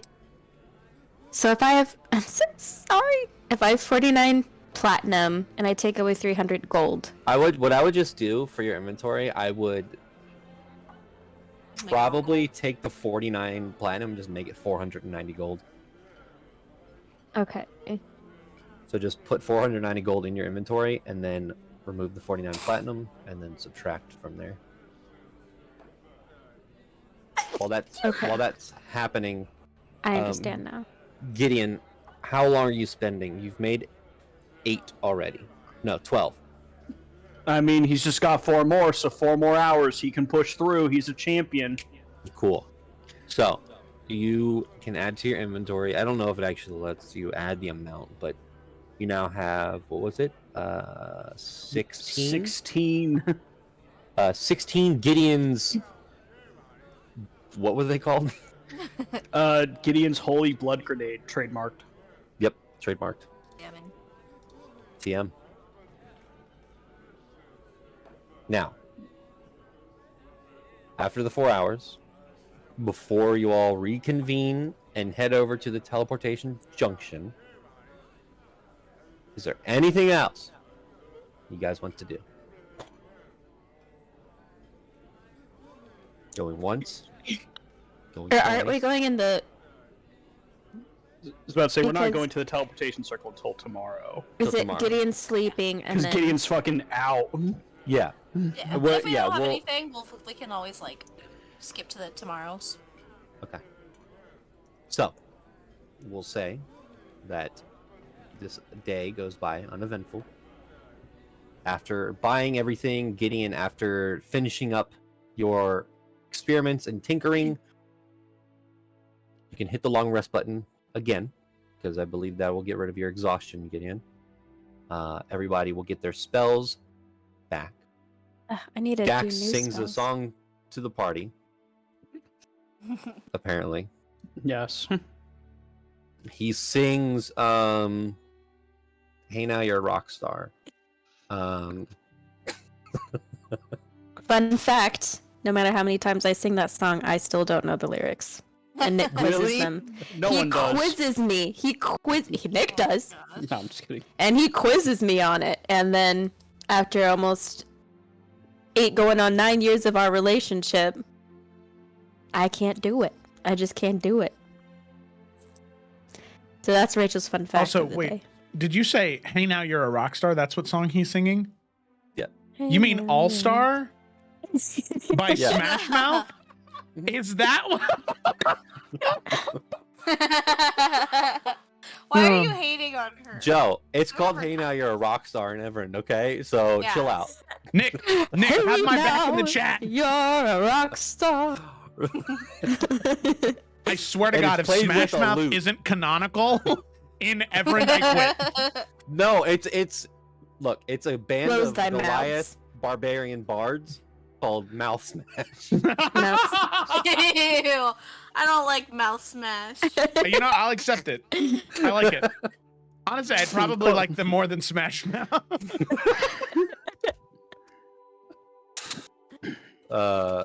Okay. The next day. It's Elysius the 13th. We are moving through days. I think this is the first session. We've moved through 2 different days Oh yeah, I know. in the same session. we got you, fam. You all reconvene, gather your things, and I believe you guys are headed towards King's Cross to use the teleportation circle, correct? Correct. Yes. Doki. Bring you back. I'm also now just looking through and possibly changing my spells, John, so I'm not a cheater. No, it's, I'm not I gonna don't- do it in the middle. I just did it while something I happened know it and takes be some like, time. oh. No, I know. No. Okay. So, you all head to King's Cross, which is very busy currently. There are many people heading in and out of temples at the first thing in the morning. As you head to what is known as the Eldrin Athenaeum. Eldrin, it got its name from a past king of Eastvaria. He created this library. As you walk in, you see stories and stories of bookshelves upon bookshelves. You see a very immaculate, well-kept marble floor that has depictions of almost what looks like the history of Eastvaria itself. You can see as you kind of glance down, you can see the rising of the city in this very beautiful mosaic on the floor itself. You see in front of you, there's actually a stone tablet that if anybody can read Sylvan, I can. Yes. Oh, high five. Yeah. you would read on top of it inscribed the Tablet of Finding. Oh, fuck yeah, dude, me too. Hey. Just because we're not looking for books currently, this tablet, you can actually touch this tablet and it will show you in your mind where the book is. It's kind of like an application, except in fantasy. Nice. You use your phone. So Nice. as you go past this, who has the letter? Gideon does, correct? Yep. Yep. You are navigated by asking one of the clerks at the library, or the librarians. You are navigated near the back eastern half. What you saw outside was a very large circular tower connected to this building. And as you enter this room, showing the note, showing the letter, you enter into a large room as a staircase descends down into a room that has these arcane symbols in a circle in the center of the room. And there's a large circle in the center of the room. You are then told these circles, the outer smaller circles, are the circles to each one of their teleportation network. The large circle is where you will teleport in. Each tower is exactly the same. And most of the time they are either connected to a military barracks or a library. And they're heavily guarded. You know, and you can see, they are labeled in different languages around the circles. They are labeled in Dwarvish, Sylvan, Elvish, Gnomish, Halfling. They are all most of the common languages except Sylvan. Sylvan's a little different. It's an old language. You see teleportation circles too. Shredina. And I can actually mark these on your map if you would like to make it easier. How do I do this? I don't know how to do this. I'm just gonna do this. Okay, never mind. Okay, it's not gonna work. You see teleportation circles too. Shredina, Ladoon, Hillgrove, and Keywood. Okay. Interesting. The librarian then looks to you, a tall, slim gentleman with kind of scraggly, curly black hair. He's wearing green and gold robes that are very elegant and look very librarian-y. And that's not a word. Don't look at me like that, Jill. He looks to you and says, "Into which circle would you be using today?"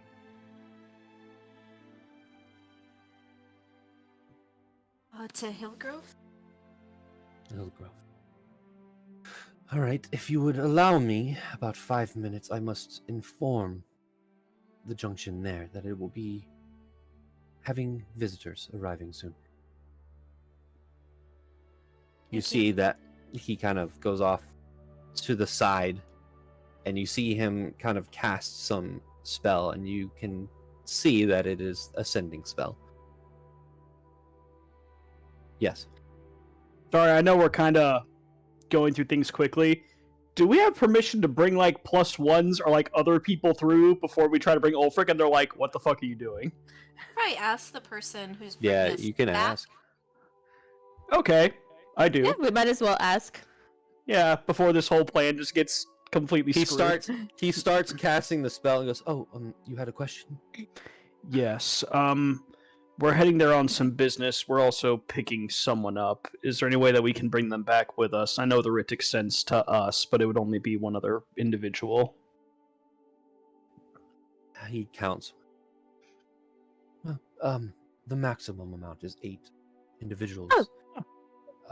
Easy. But they do want to know if someone is coming back. So I will let them know. And then when you arrive there, let them know as well. Just to remind them. Understandable. Thank you. You're welcome. And he goes back to casting the spell. After the spell is cast, he looks to all of you and says, "All right, if you would please stand here." And he kind of gestures to one of the circles. As you stand there, he looks to all of you and says, "Please, don't move." And the arcane runes, they light up, and you can see this beam of light around you. And in an instant, you disappear from Eldon. Ooh, it reminds me of the Star Trek. Kind of. Hmm. And you arrive in a very similar circular room. But you can feel that you are no longer in Eldon. And as you look, you see there is a gentleman standing there. Almost the same kind of garb, but a little bit more rustic. Definitely looks like he is not in the most wealthy city in East Varia. As he looks to all of you and says, "Welcome to Hillgrove. You can exit through that door." And there's a Thank you. large double door. It was a fun ride. And Gideon would remind them, as he was instructed to do, about what's going to happen. Yes, thank you. Enjoy. And Thank you. you guys all exit. Let me find different music because it's a different place. Yay. Leon Hillgrove. What's this one?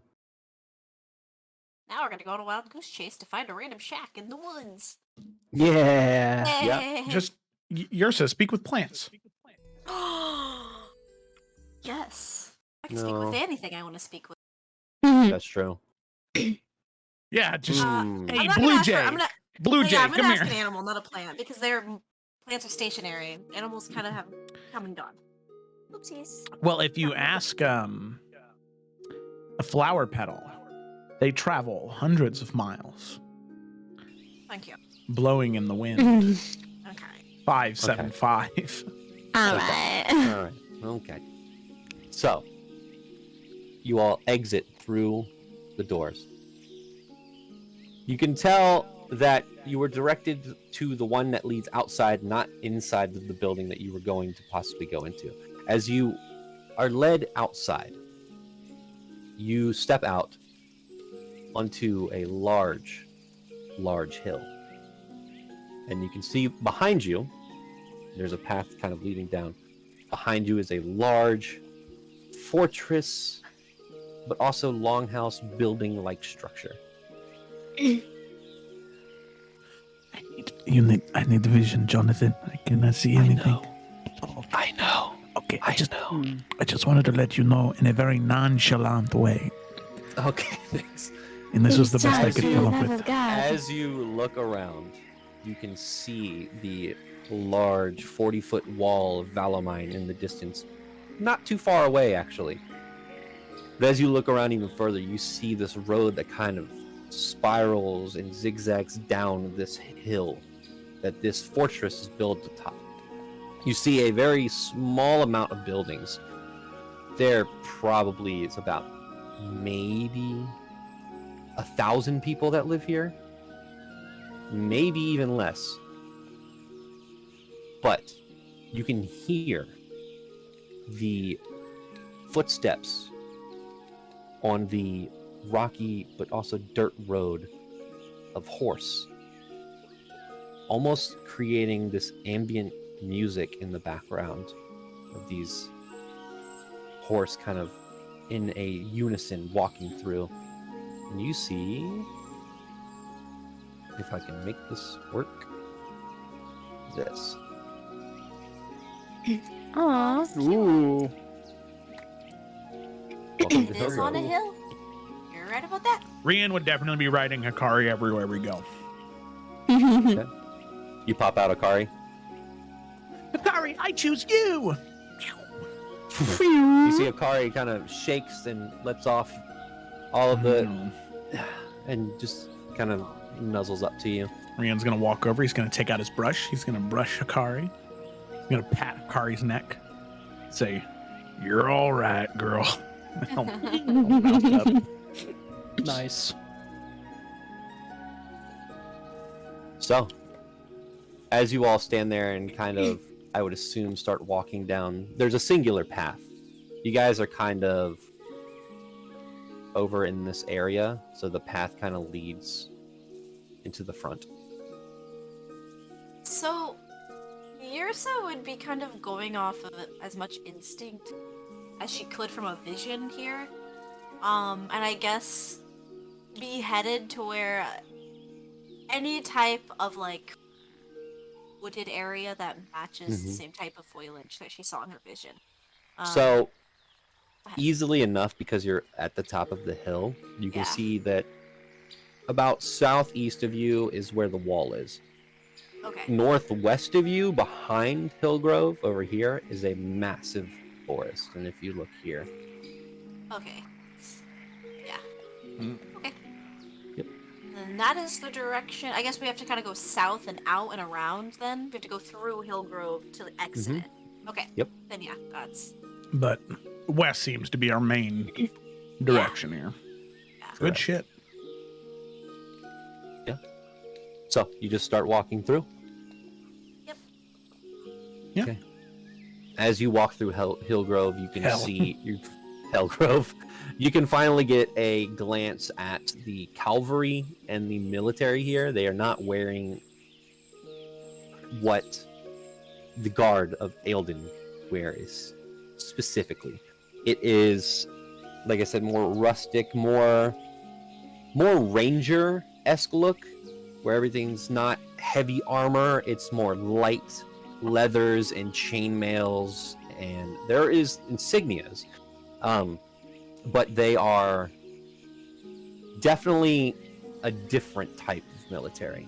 You can see all of them that are on these horses, these very well maintained, very actually massive war horses. Each one has a sword, a bow, and a shield. Every single one of them. You can see that some of them wear these kind of draping capes behind them that are this green color. They're very olive green. And some of them, the ones that wear the capes, have these helmets. There are others, however, that are wearing no capes and no helmets at all. And most of the ones you see that are not wearing helmets and no capes have very long gray hair. Is it mostly like soldiers and military type people here, or is there like You can a see, community? yeah, you can see going further down the way. When you start hitting the buildings down in this area, you can see townsfolk. You can see regular townspeople. However, you do notice that every single townsfolk has some sort of weapon on their side or back. No? But you also do pass a tavern on the way down, just so that you know that Kind there of is clock one in there. for later. Yeah. Yep.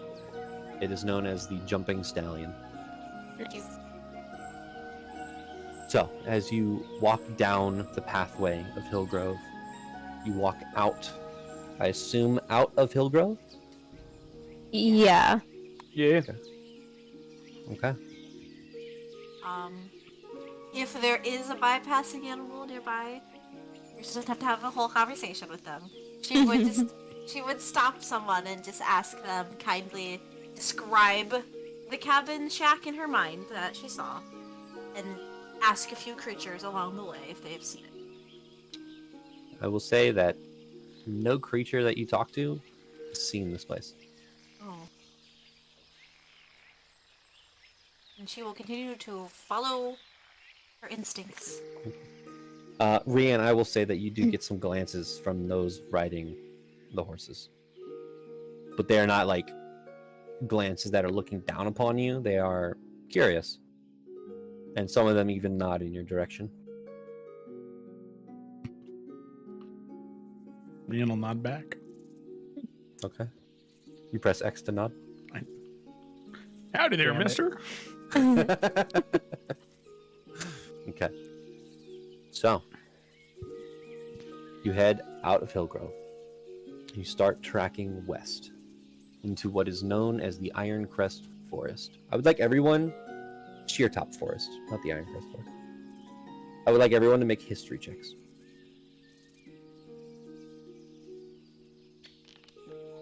You're still with advantage. Okay, I was gonna say I rolled a natural 20. Oh, But I'll well. take advantage, yeah. Okay, Yeah, whatever. next roll was a 2, so. 23. Nice.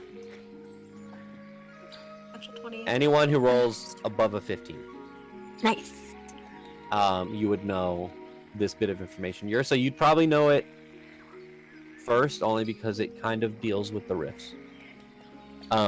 Hillgrove, well, the forest behind Hillgrove, around 15 years ago, a portal to the Hells was opened.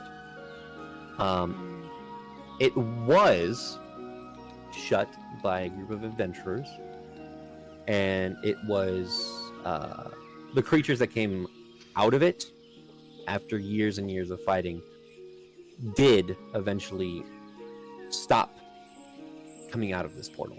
Once it was closed, they kind of cleaned up. However, you all would know that the forest behind Hillgrove is dangerous because the essence of the Hells spewed into the forest and corrupted a lot of the creatures there. And because it's been 15 years, those corrupted creatures have created offspring that have also just been corrupted, and it's this vicious cycle of not so good stuff in this forest. Before we go in, I just want to get some insight and prepare. And Basil's going to cast Augury. Ooh. And so Okay. she, kind of out of nowhere, you don't know really kept these bones. She just like starts pulling them out of her pockets and like different kind of pieces of human and animal, you know. And she sits down on the ground, does like a little shake, and then like throws them down on the ground. If I remember correctly, it is you ask a question, you get a good, bad, or maybe, something like that. Yeah, it's good results, bad results. So like there's 4 things. There's wheel for Whoa. good results, woe for bad results, wheel and woe for both good and bad, or nothing for results that aren't especially good or bad. Okay.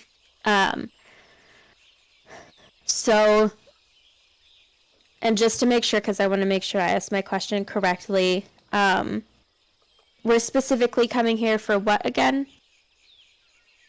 Staff Yours- for Ursa.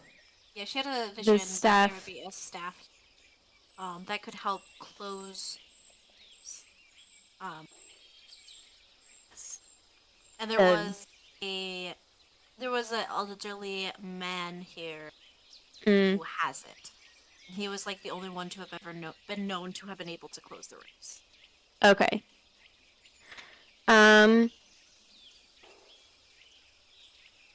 Because it's anything specific course of action that you plan to take within the next 30 minutes. Because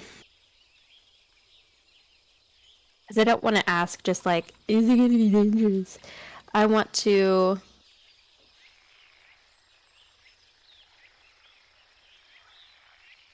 Is this like a yes or no question, kind of, right, John? Or is it just like a feeling? Yeah, it's more like a feeling kind of thing. Okay.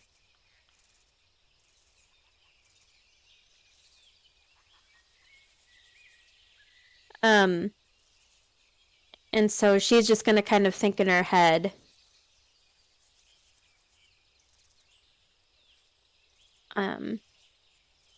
Do we need to prepare for our lives to be in danger as we find this staff? And then you chuck the bones. So it seems like the first time you cast this before a long rest, it's just you get the result, and then after that is a 25% chance to get a random reading. Okay. So, with this reading, you get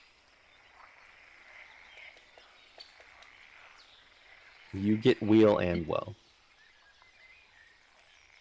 Okay. Spice. So Basil looks up.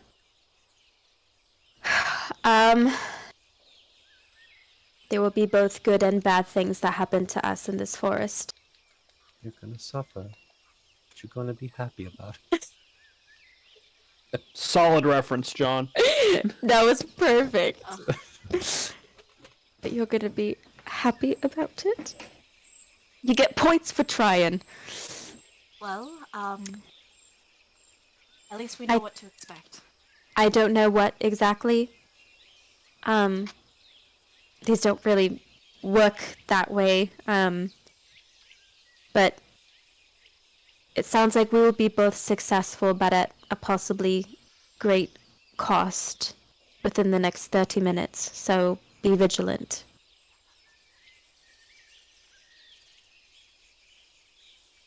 Adventure! Yay! I was already planning on being vigilant, but now I'm nervous about it. Just be more vigilant. At this Okay. Whatever point, you are already doing, do it more. I will say at this point, it does. You do see some dark clouds starting to kind of coalesce in the background. Smell like Yes, rain? mood. It does. It does start to drizzle. Very That's slowly. okay. We all get hotter when it rains. Right. Hood goes up. I'm gonna live out my Strider fantasy right now, just in the woods on a horse, hood up. You gotta do the. Hold on. Since Rian has long hair, he has to do the. when it's wet and just. Oh, Perfect. I love it. is it muddy? It's not muddy yet.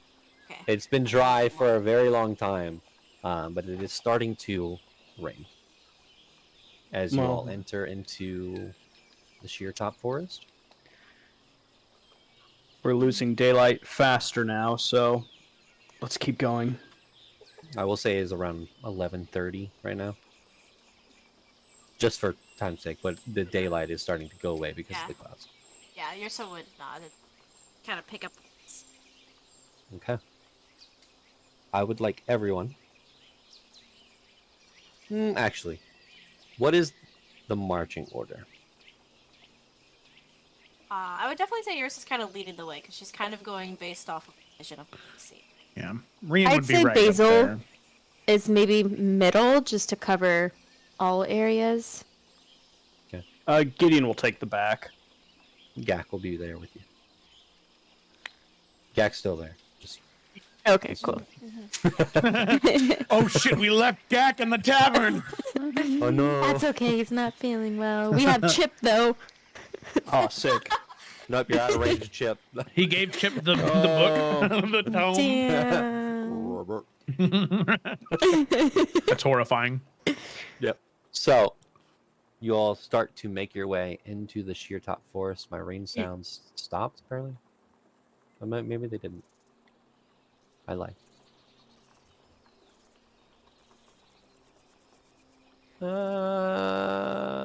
Well, I want some music.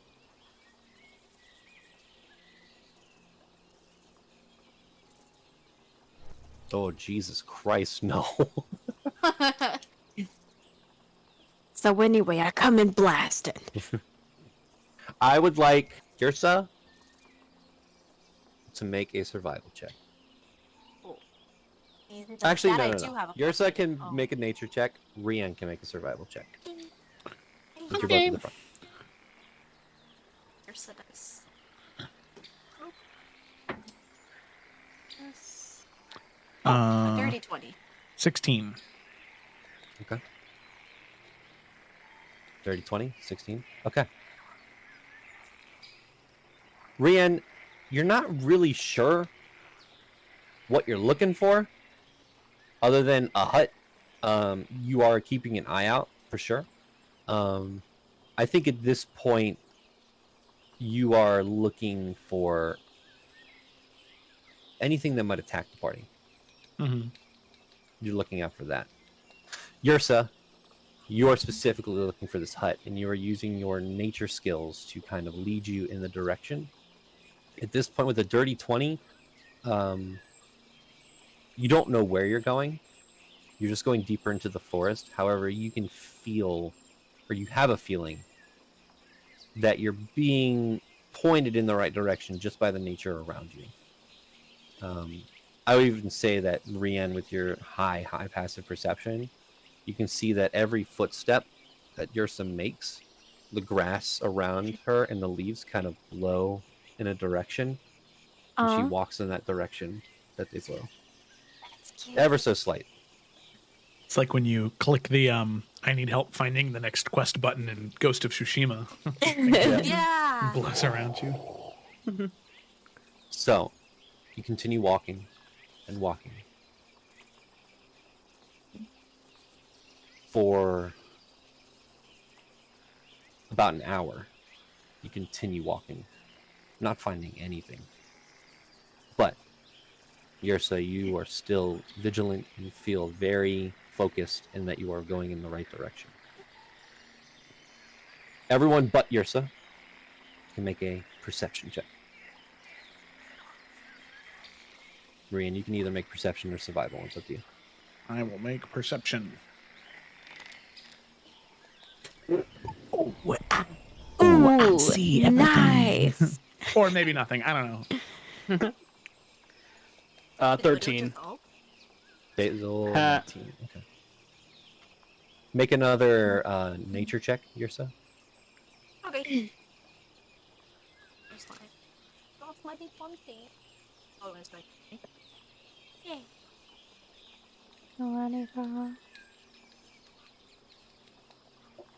21. Brain. Okay.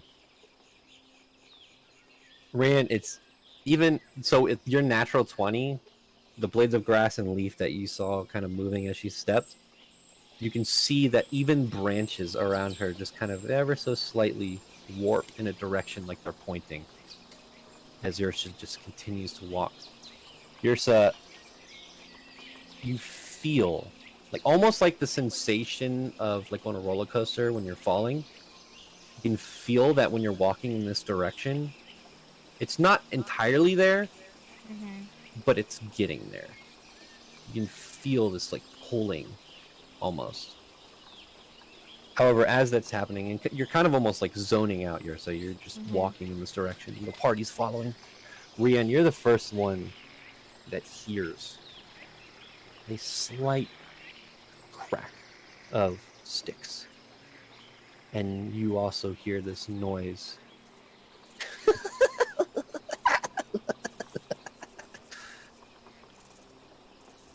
About 250 feet away. Absolutely not. You hear multiple of them, actually. Fuck. Okay. Ran would. Relay that? Or do we Yeah. all? I will say Basil definitely hears it as well. What did you get, Ryan? Oh, like 13. You don't hear it. Yeah, I had a feeling. Ran would. He would kind of look back at Where's his Basil and be zone? like, She's walking. I hate forests. and Ran would say Really? under his breath, Yes. "There's something out here. Something that's relatively close. Be on your guard. Might attack us." Came from, and he'll point the direction that the noise came from. You hear once And- again. He's going. You hear multiples of them. Yeah, he's gonna bring out his Awful. bow and he's gonna knock an arrow and he's gonna ready an action just to. As soon as he sees something. Yours is gonna stop. Yeah, you're so Both you are hear that one. friendly. Aww.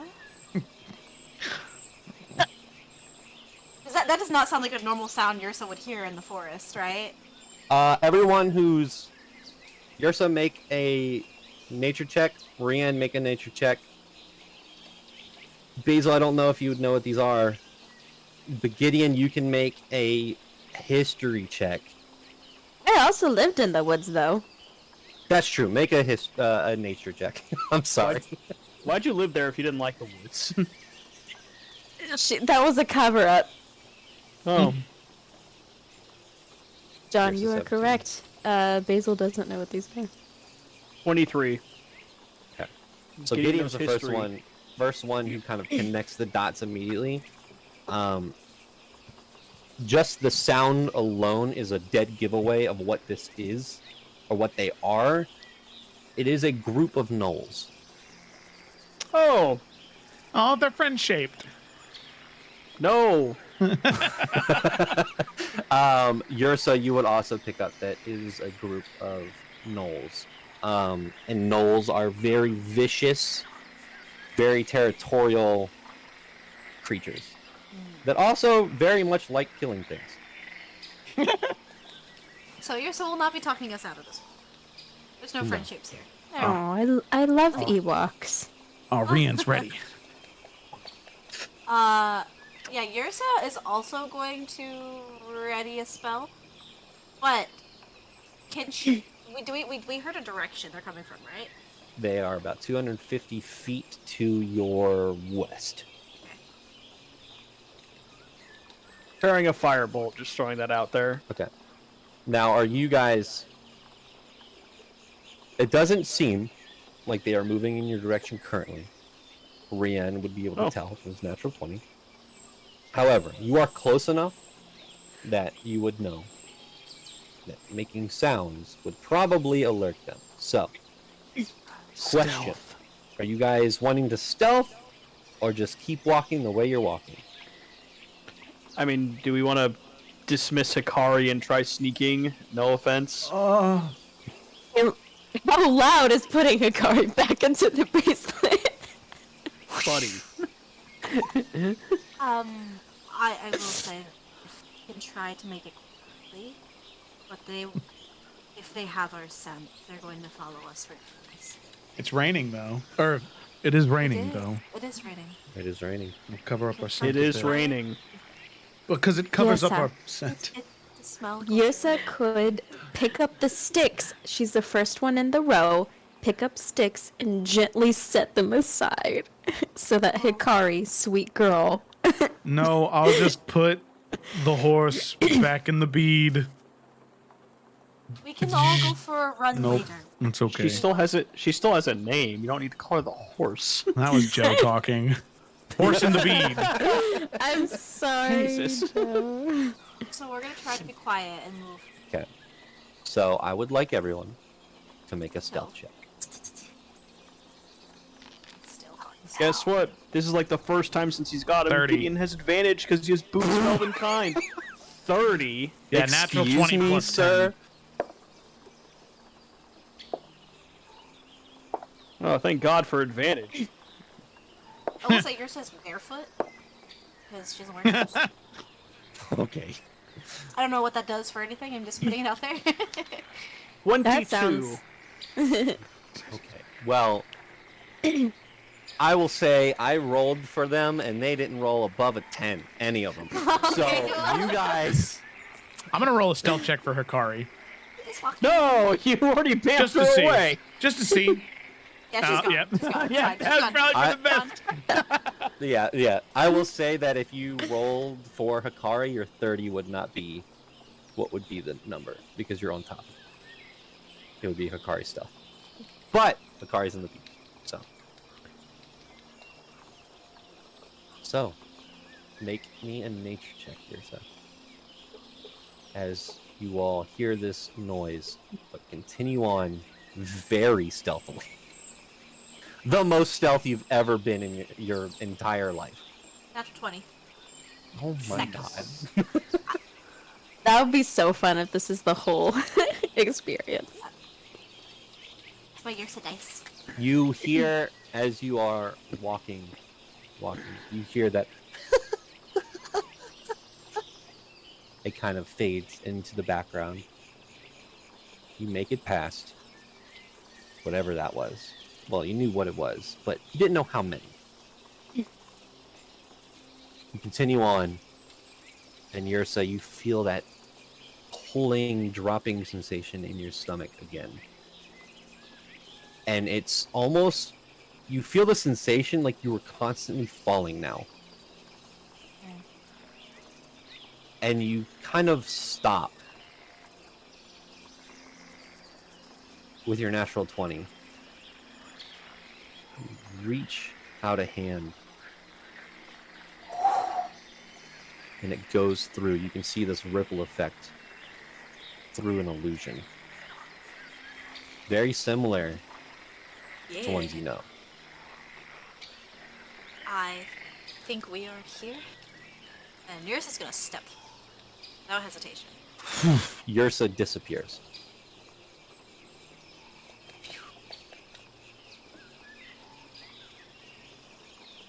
I'm You gonna here keep by going, myself Rianne, now. or you gonna wait? No, he hates me. It's fine. Yeah, I mean, yeah. Rianne, gone. Gideon and Basil and Gak left outside. Or Basil alone. just goes in. Basil's in. Gideon just pushes Gak in and then walks in. He doesn't fall down. He's way too big to get pushed down. So I don't think Gideon's capable. You walk through this illusion, and you all... It's a weird feeling as you walk through because you feel like you're going to hit something physical, so you almost trip and fall as you go through and catch yourself. And you can see the same forest you've been seeing. However, you see a small, ramshackled shack in the center. I don't see anything. Oh, wait, you don't. That's right. Because I suck at this. Okay, there you go. Oh, but it's so Aw. cute. I will say, there Hope is there's smoke. not a hag in there. Shut your There is mouth. smoke coming from the chimney as well. Yours is Hansel. gonna go knock on the door. Very kind. Does real quick, John, as we're approaching, just because it's Rianne's job to worry about everything, does anything about this area, this cabin, does anything seem devious or nefarious? Make an insight check. Oh, you mean advantage on? If I do, This thing that I have advantage on. 18. Nothing seems nefarious about this. It just seems like this place was trying to stay hidden. Not devious either. Nope. All right. Nothing seems devious or nefarious. He doesn't say that. He just lets everybody walk. Yursa has already knocked. Yursa, as you knock, door slightly opens. That's a little nefarious. Well, maybe they just feel comfortable enough not to lock it. I Also, never that did feeling that. is I gone locked from my your door chest. all the time. Right? You just go peek your head in. Hello? We are friends. You peek your head in. You see a very quaint little cottage. A fireplace with a stew that looks like it is boiling. That's where the smoke is coming from, to the left. You see a very somewhat well-made chair in front of the fireplace. You see a kitchenette off to the side that houses many little produces and kitchen utensils. You can see in a corner is a bed and a bedroll on top. And you see off to the right on this desk a long wooden staff. There's no one here? So, how do we feel about stealing? I don't think we're into that. Do you enter the house? Oh, I figured thought we had someone gone into the house. No, you Yeah. just kind of peeked Oh. in. Yursa would... She would stop herself as Basil was saying that before going inside. I mean, we can, but If I may. Yes. Gideon's gonna walk to the entrance, he's not gonna walk in, and he's not gonna ritual cast it, he's just gonna use a first level spell slot, he's gonna cast Detect Magic. There is nothing magical about this entire house except for that item that is like a spotlight as you look in its direction. It is bright. You can't make out what the staff exactly looks like, but you can tell that there's this long, jagged piece of wood that's just resting on this table. Also, around you, if you were to look around you currently, you would be blinded by everything because of the illusion that is around this house. But that's Fair enough. Okay, kind of dismissing that, and then using his other training, Gideon's just going to see if there's any good old-fashioned booby traps. Okay. Make a perception or investigation. Oh, definitely investigation. Okay. 25. Nice. You get down, almost kind of like the bandit cave. You kind of get down and look at things, and look at the door, look at the windows. It's easy to make a track around the cottage. It's not that big. You can make a full circle within like a minute. Nothing. Gideon just looks over to Yersa and just gives the nod of all clear, basically. Well, this is very strange.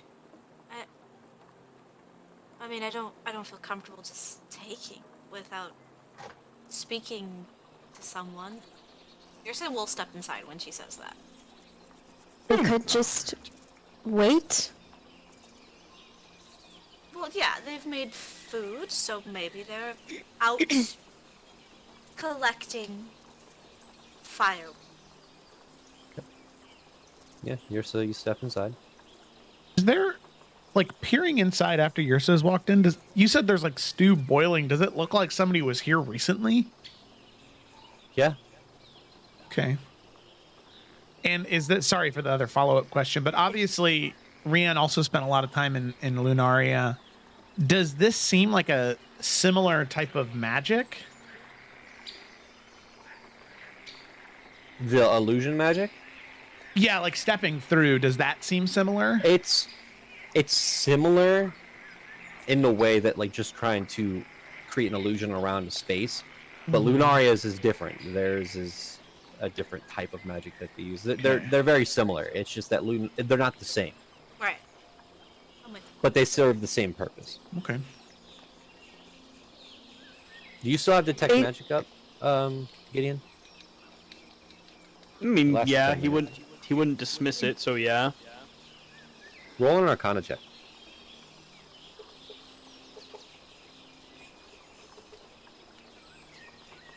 17. Has everyone entered the house at this point, or just yourself? Basil's gonna hang out in the doorway more towards the outside, just so that whoever's living there, when they walk up, they don't just walk into my house. They have some sort of warning. Rian, Rian would have walked in with Yursa. Gideon. Gideon probably would have walked in. Okay. Gideon, as you're also still like investigating things, if you get, as you kind of pass by the pot of stew, you get the faintest tip of Arcana, specifically the School of Illusion. I think Gideon's just gonna very slowly kind of turn his head, and he's just gonna stare at it, and just kind of narrow his eyes and just see if someone wants As to you kind reveal of stare themselves. at it and narrow your eyes, because the nature of illusion magic, you watch the stew that's boiling there just kind of fade, and you see an empty pot. You see an empty pot. No one else sees that. Everyone sees a boiling stew. Interesting. Gideon's just gonna Unless take. you all focus on it. Gideon's gonna take 2 fingers and just poke it into the pot. Air. A spell of some kind. Strange one. There was that guy in her vision, right? This was like 1,000 years ago, right? Am I misremembering? Go back. It wasn't 1,000 years ago. In my brain, it was 1,000 years ago. It was 100+ years ago. Okay, well, yeah. And the vision didn't look like it showed exact current events. Yeah. And I don't think it showed the actual individual. Okay, that's fair. That's fair. I could have. Well, it showed the individual aging, like Gotcha. through Okay. his life Okay. aging, Okay. and then his creation of this staff, and then that was kind of it. And then the cottage in the vision was just there. Is there like dust inside of this cottage? No. No. Okay. Yours is gonna be nosy and snoop. Is there like clothing? Like maybe someone wrote their name on the little collar? Or like papers or anything around? I know it's kind of tiny, but she would just kind of. I will say that as you start snooping around, you notice. Actually, you make an investigation check. Okay. And she would start at the staff. She's not gonna touch it just yet. She doesn't want to. She feels rude to walk into this person's house, but investigation 16. Okay. As you start kind of looking around and checking things, you run your hand over like one of the desks and you remove your hand. There's dust on your hand, but you can't see the dust. And Gideon, as you kind of walk around, you notice as soon as you walked into this abode, because you had line of sight of the staff and because of the arcane magic just spewing off of it, you were able to just instantly detect it. You can see as you walk around, there's very faint bits of illusion magic on almost everything in this room. And as Yursa's investigating, you can tell that the things in here are making it look like somebody has been living here. Interesting. That's all you find. If you look in any of the drawers, empty. You'll actually find in some of the drawers decayed, rotted paper. Oh, Mm. alright. So, do we think that our friend is no longer with us? Certainly hasn't been here in a long time if he is.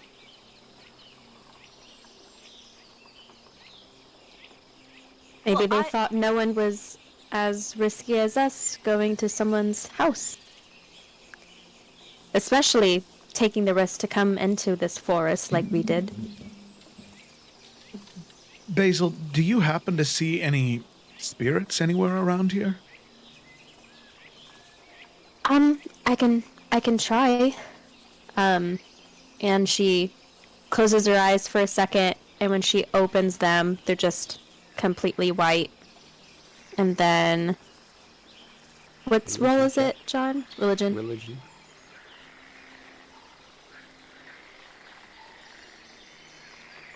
Oh, Oh, wow. Nice. Nice. and she's just like peering inside the house and then outside around the house, and you just like there's no pupil or anything. Okay. With a natural 20, you pick up many spirits. It's hard to tell how many. It is overwhelming. You don't see them. You can kind of hear them. It sounds like thousands of whispers around the area. But as you look around and try to find any spirits, your eyes meet the staff. You can feel that those spirits are inside.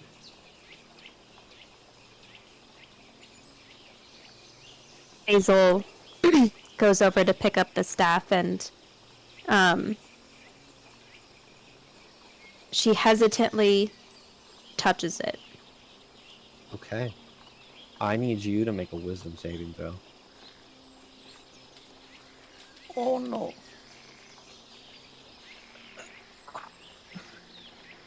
Okay, that's cool. That's cool. Damn 19. Okay. I'm just gonna roll this in here because it's too much.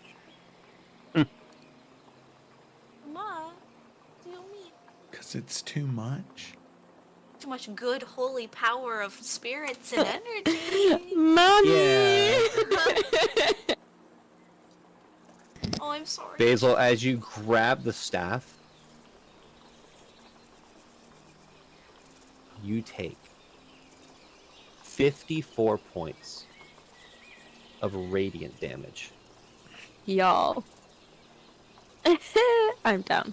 Are you for real, honey? Okay, Basil, as you're you grab the staff, all of you see this. You see this divine energy just immediately burst from the staff and shoots Basil across the room as she hits the back wall and falls down unconscious. You see the staff raises up off of the table, and now you get a very good look at the staff. It is this long wooden staff with this kind of curved hook at the end, and in the center, you see what looks like these globes of color that almost look like universes circling themselves.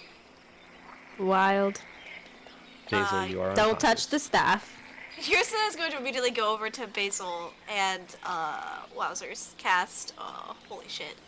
I don't know that spell. She's gonna cast Cure Wounds at 3rd level. Oh, bless you. Where is Cure Wounds at? There it is. Gideon walks over to the staff while you're doing that. He touches it. I can take 58. No, I'm just kidding. Back But up. he's gonna open up his vest and he's gonna pull out his pearl, and he's going to cast Identify on the staff. Thank you. Okay. Takes 10 minutes, right? I mean, if you do it as a ritual, can you just use a spell slot and immediately cast it? Yeah. So, I mean, it takes a minute to cast. I could take 10 minutes, but since we don't know what's in this forest, we'll take the minute. We'll take the hit on the spell slot. You're going to touch the staff. Do I have to touch Identify it? says you choose one object that you must touch throughout the casting. Alright, well, Wait, no, don't touch it, please. we gotta learn something about it. Okay. Let me touch it first.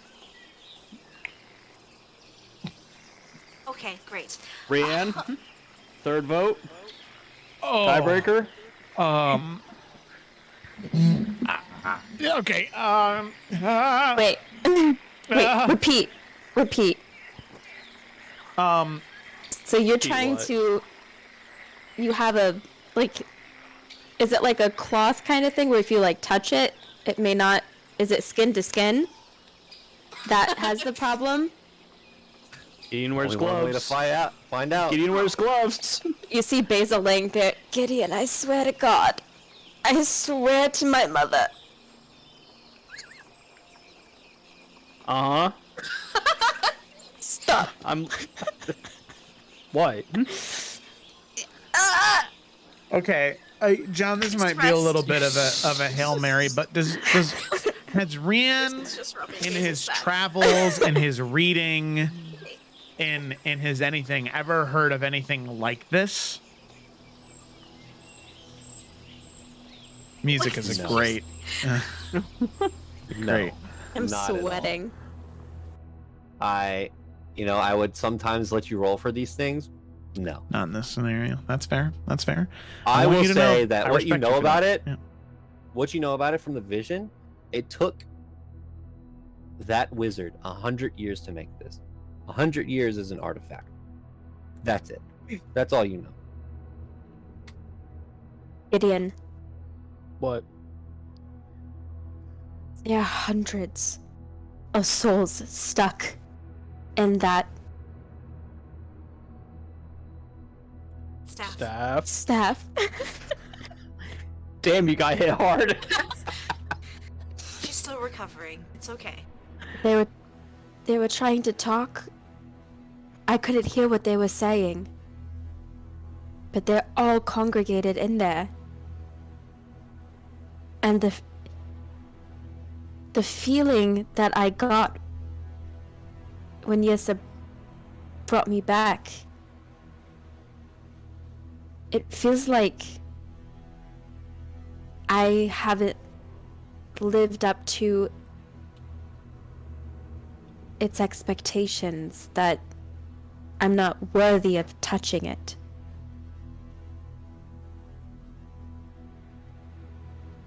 And I feel like if there's any of us who are worthy of touching it, it would probably be Ursa, but even then I'm wary.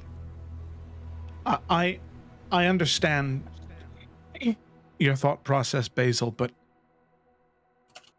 I don't think that this wizard created this staff with the idea that somebody else would use it after him. I think maybe, and I could be wrong here. I admit that this is far beyond the scope of my abilities or my skill set. But what I think would be best is if we understand the item. If we understand the item, then we can hopefully understand why it's doing this. Because the last thing that I want is for Yursa to touch this and have the same thing happen to her. And maybe it wouldn't, but it's better to know than to try and not. We have an opportunity to discover why. So that's my Whatever vote. you think is best. Yak, what do you think? Yrsa is going to speak up. From the moment we got here, I have felt compelled to this place. And even standing here now, I also feel a connection to it, and I don't know what that is exactly, but I don't think it has anything to do with worthiness. Basil, you are more than worthy to wield anything. But I think there's a certain kind of magic in it that just may not be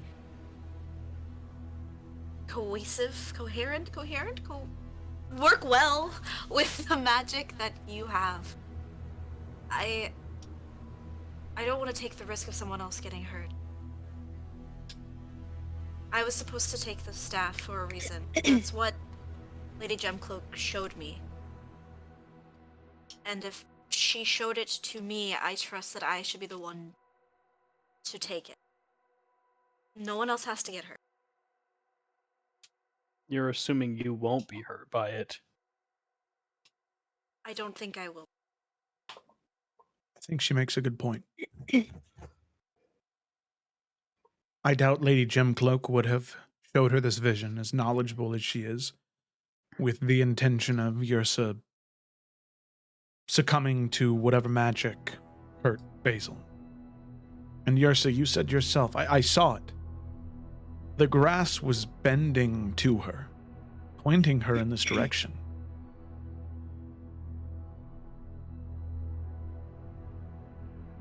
And if I'm wrong, well, you can do the honors of picking me back up. Always. Lovely. Trust me. Cohesive, thank you. Yours is gonna move towards the staff. Make sure Gideon's okay with this. Don't be mad at her. He'll move aside. Okay.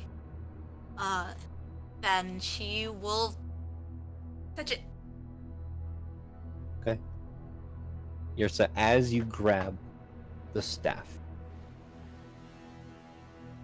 the rest of you watch as Yrsa kind of just stops and stays where she is. If you were to look closely, Yrsa's eyes look like galaxies. Ooh. Yrsa, as you grab the staff, I'll find my stuff first.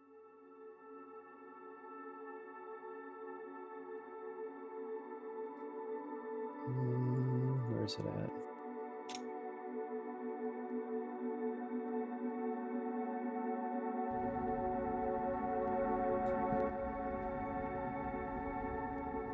your eyes open. You're inside of the hut.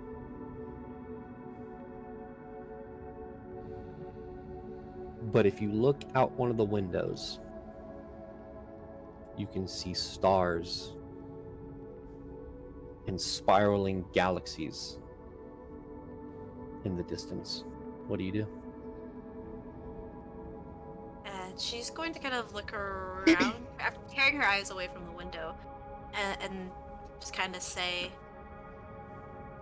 "Hello? Is someone else here?" As you speak, your voice echoes, like in a great hall. But there's no response. The staff is also not in your hands. This is strange. She is going to open the door. Okay. As you open the door, you can see the cabin ever so slightly floating off the ground. And in front of you, you see the forest that you were standing in is multiple different sections of dirt and land, trees uprooted and pulled, all floating in space around. What you see is something like My brain this. is exploding. I'm so. Oh my, my brain has that's so exploded. cool. Wow. You hear a voice that calls out to you and says, Ursa Moonblade.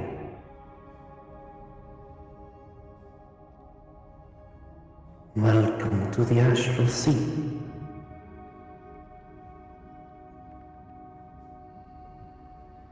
Yursa is going to walk out carefully. each step, there's less gravity beneath your feet.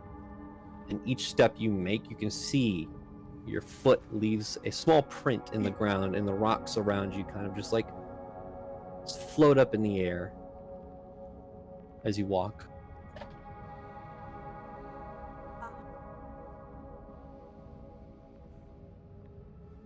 I have so many questions, but I don't know where to start.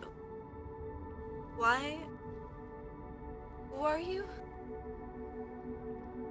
My name is Imador Domain, the creator of the staff. Yes, I know you. I don't know you, but I know of you.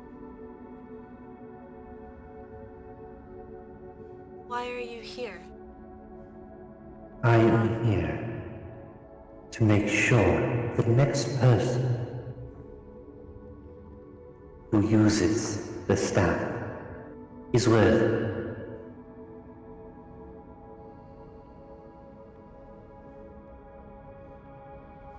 I don't mean to intrude on your home, and my friends certainly did not mean to be disrespectful in any way. I'm sure you know if you are out here, you can sense it, feel it. I don't know. There are these tears and these rifts that are opening, and I think your staff will help us close those. That is why I created the staff.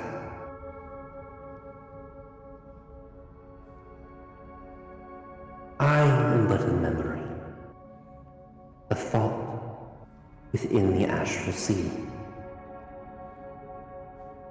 You wish to use the staff, do you not? I do. Do you understand the power it holds? The ability to travel the planes, to close the rifts. Yes, I do. I know what needs to be done.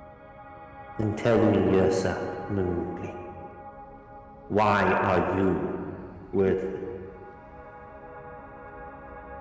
I see you are in Rift Warden,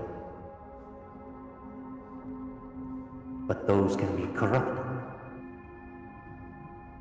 Why should you gain power of the staff?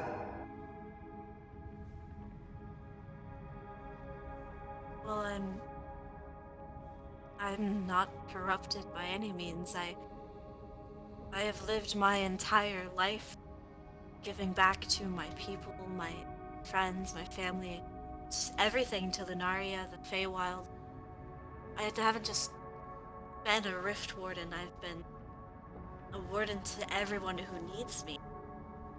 I stand for what I know is right and what is just, and albeit recently I have questioned a lot of my actions, but only in the sense of doing what is best and what is right for the betterment of everyone.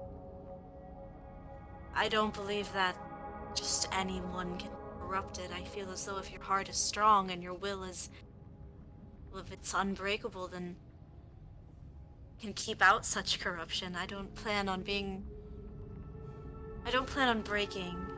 anytime soon. I dedicate my life to this, and I just want to make things better. I don't know if that makes me any more worthy than the next person, but I know what needs to be done, and I'm willing to do it. So I would say, as you say this and your voice echoes out through the galaxy around you, you kind of look around as you're saying this, and you can see what looks like the bodies of possible people who have tried before to gain access to the staff, floating around in the space. Those who are not worthy and those who tried to use this for malicious intent. There's a feeling of a little bit of nervousness knowing that you can see these bodies now. And you hear the voice once again. I have questions. Should you be worthy of the staff? Should you not, you will face the same consequences that... I understand. Given the chance to save the life of ones you love, or closing a rift, what would you choose? Well, I'd have to close the rift. If I don't, the ones I love they will die regardless.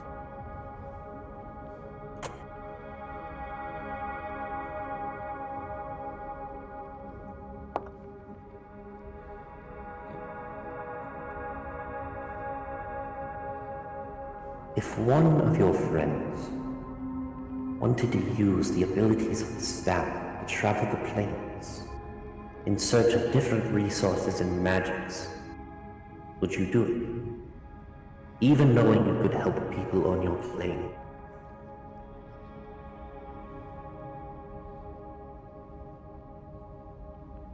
Well, if I understand the question correctly, the use of the staff is to travel in order to close the rifts.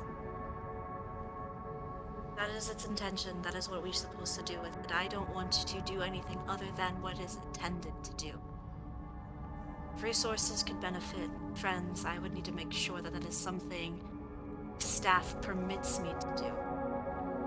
But if its will is to close the rifts, then I will do what it is. And I won't go against it. Oh my god, That was the dice! cool. Wow, that's intense! I hate that. Oh, I forgot I still have the Man, voice. It I feel sounds like good though. Keep it. answering all the wrong questions. It's funny. Are you willing and ready to carry out the burden and to sacrifice what must be sacrificed to save the multiverse and restore balance. Yes. That means I have to sacrifice my life, do it 10 times over. This world has so much potential to be such a wonderful place. I see it every day in Lunaria, and I see glimpses of hope and this radiance everywhere I've been. Sure, there are these dark moments, there are people who are corrupt, there are people who are angry, but there's so much good still. And if I have to give up my life to see that others can at least experience that even once, I would do that.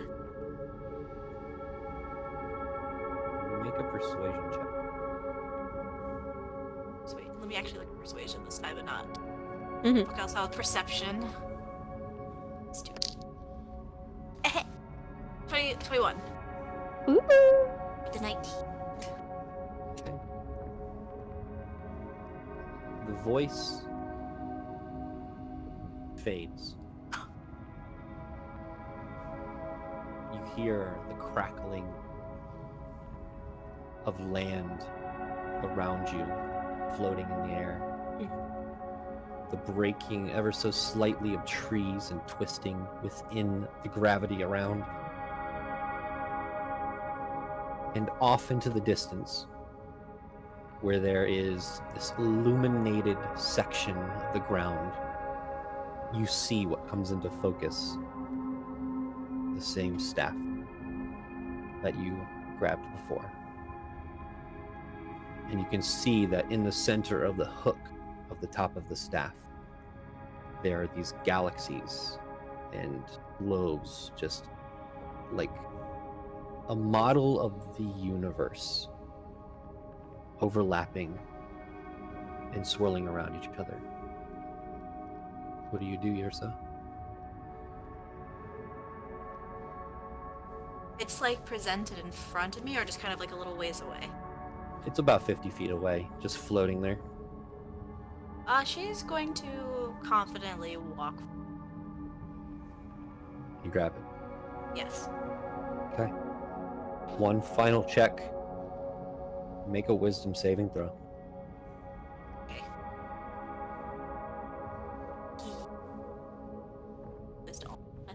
Wisdom save. It's +8. 26. Okay. That's a save, baby. Still dies. Yrsa, as you grab the staff, you feel this immense power shoot through your arm and through your body, and almost like a camera panning out, you see what looks like your plane of existence, and then a sea of stars and galaxies, and then a diorama of every single plane of existence that you know of, and more. And as you see that, it starts to look, this diorama of the planets and the multiverse and the systems starts to look like an eye as we pan back to Yrsa's eyes as they come back into focus. Yrsa, you hold the staff, and you can add to your inventory. Yes. Cool. It's in D&D Beyond, the What? Staff of the Realm Weaver.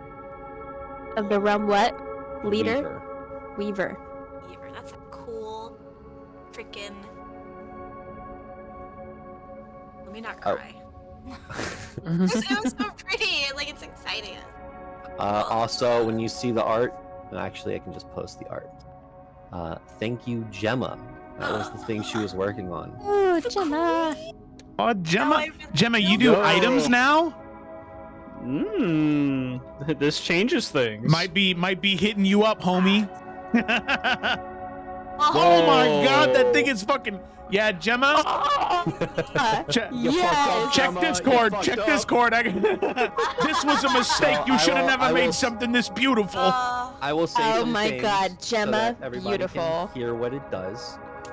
The Staff of the Realm Weaver is only attunable by passing the trial given, and once you pass the trial, you are bonded to the item.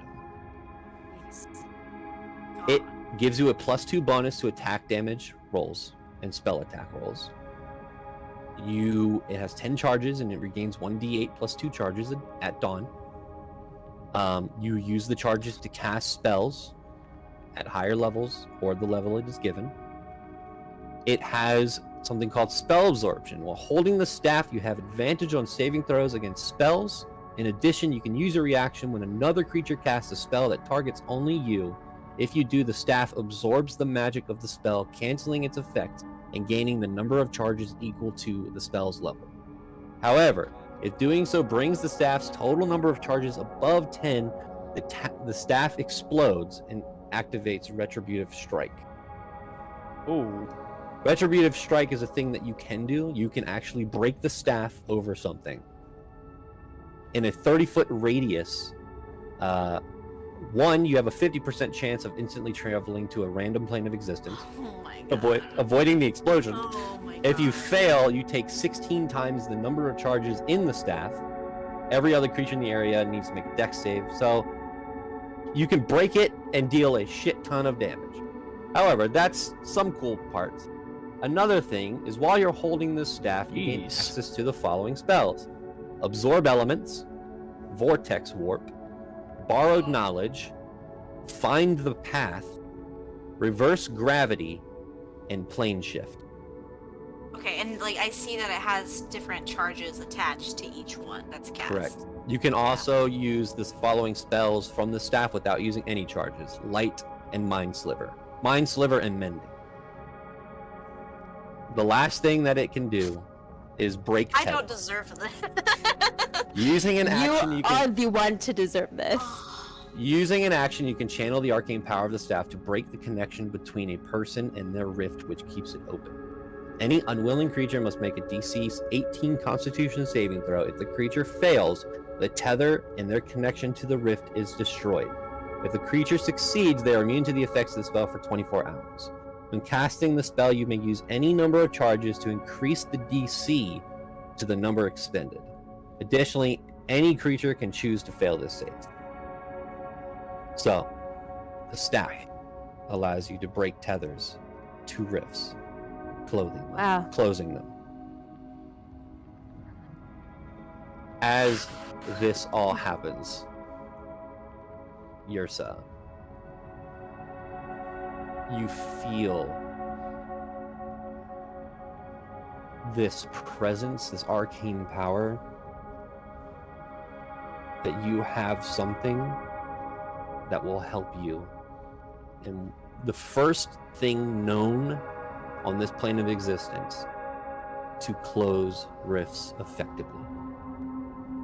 The party now has a way of closing the rifts.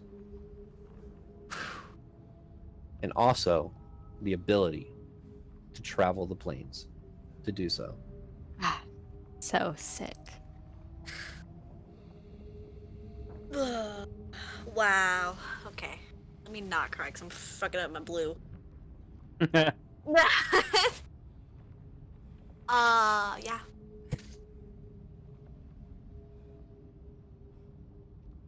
I think, like, the moment Yrsa's kind of, like, back in herself, I think she would be crying as well. Just kind of, like, tears struck down her face. I don't know, I think she's kind of speechless for a second. She just kind of stands there, kind of holding the staff. She'll kind of, like, put it down at her side, so it's not, like, out in front of her. Mhm. As you do so, you do watch the illusion inside of the house fade. And what sits before you is a old, long abandoned shack. the illusion kept to ensure that anybody who came here and tried to use that staff would be lured and then have to face a trial. Is the illusion outside of it gone as well? Was just about to ask that. If you look out, Pretty you, bad. yes. Uh-oh. Everything is fine now. I have the staff safe. I saw a lot of things, and it is ours to use now. Everyone's gonna. We're okay now.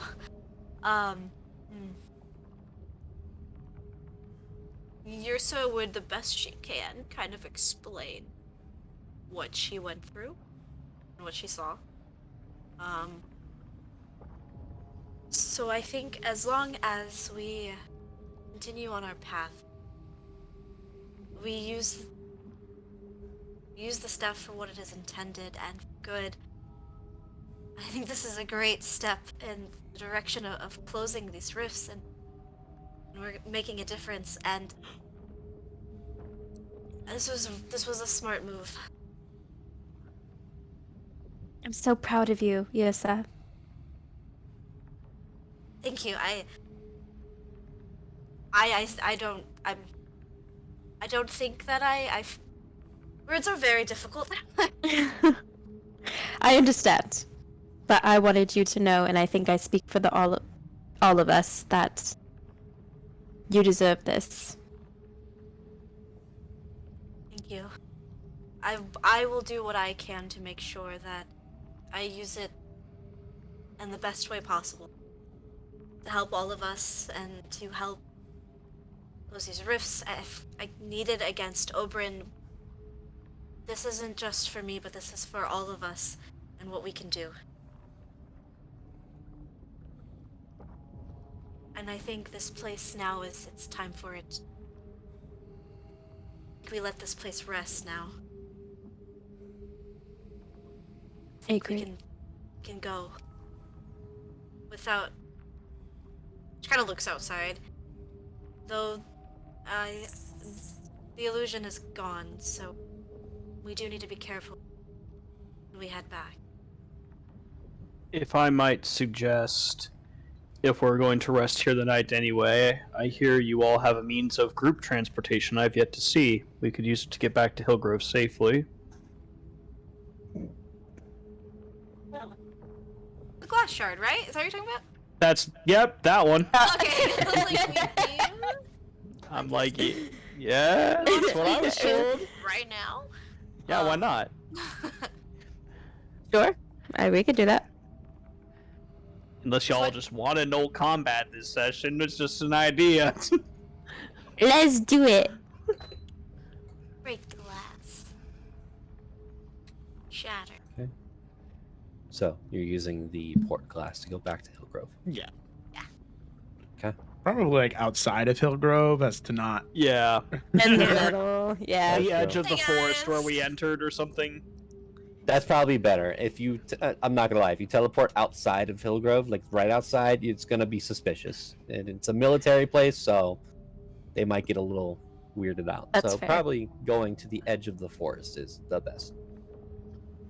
So, Gideon, you open up the box. The glass shards fly out into a massive, large mirror, attaching all of their pieces together. You have 6 seconds as each one of you, one after the other, walk or run through.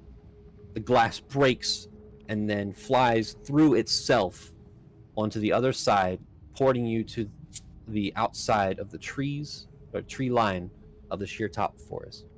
The glass then falls into the box, and the box shuts itself. Gideon, you pick it up, and you all start heading towards Hillgrove.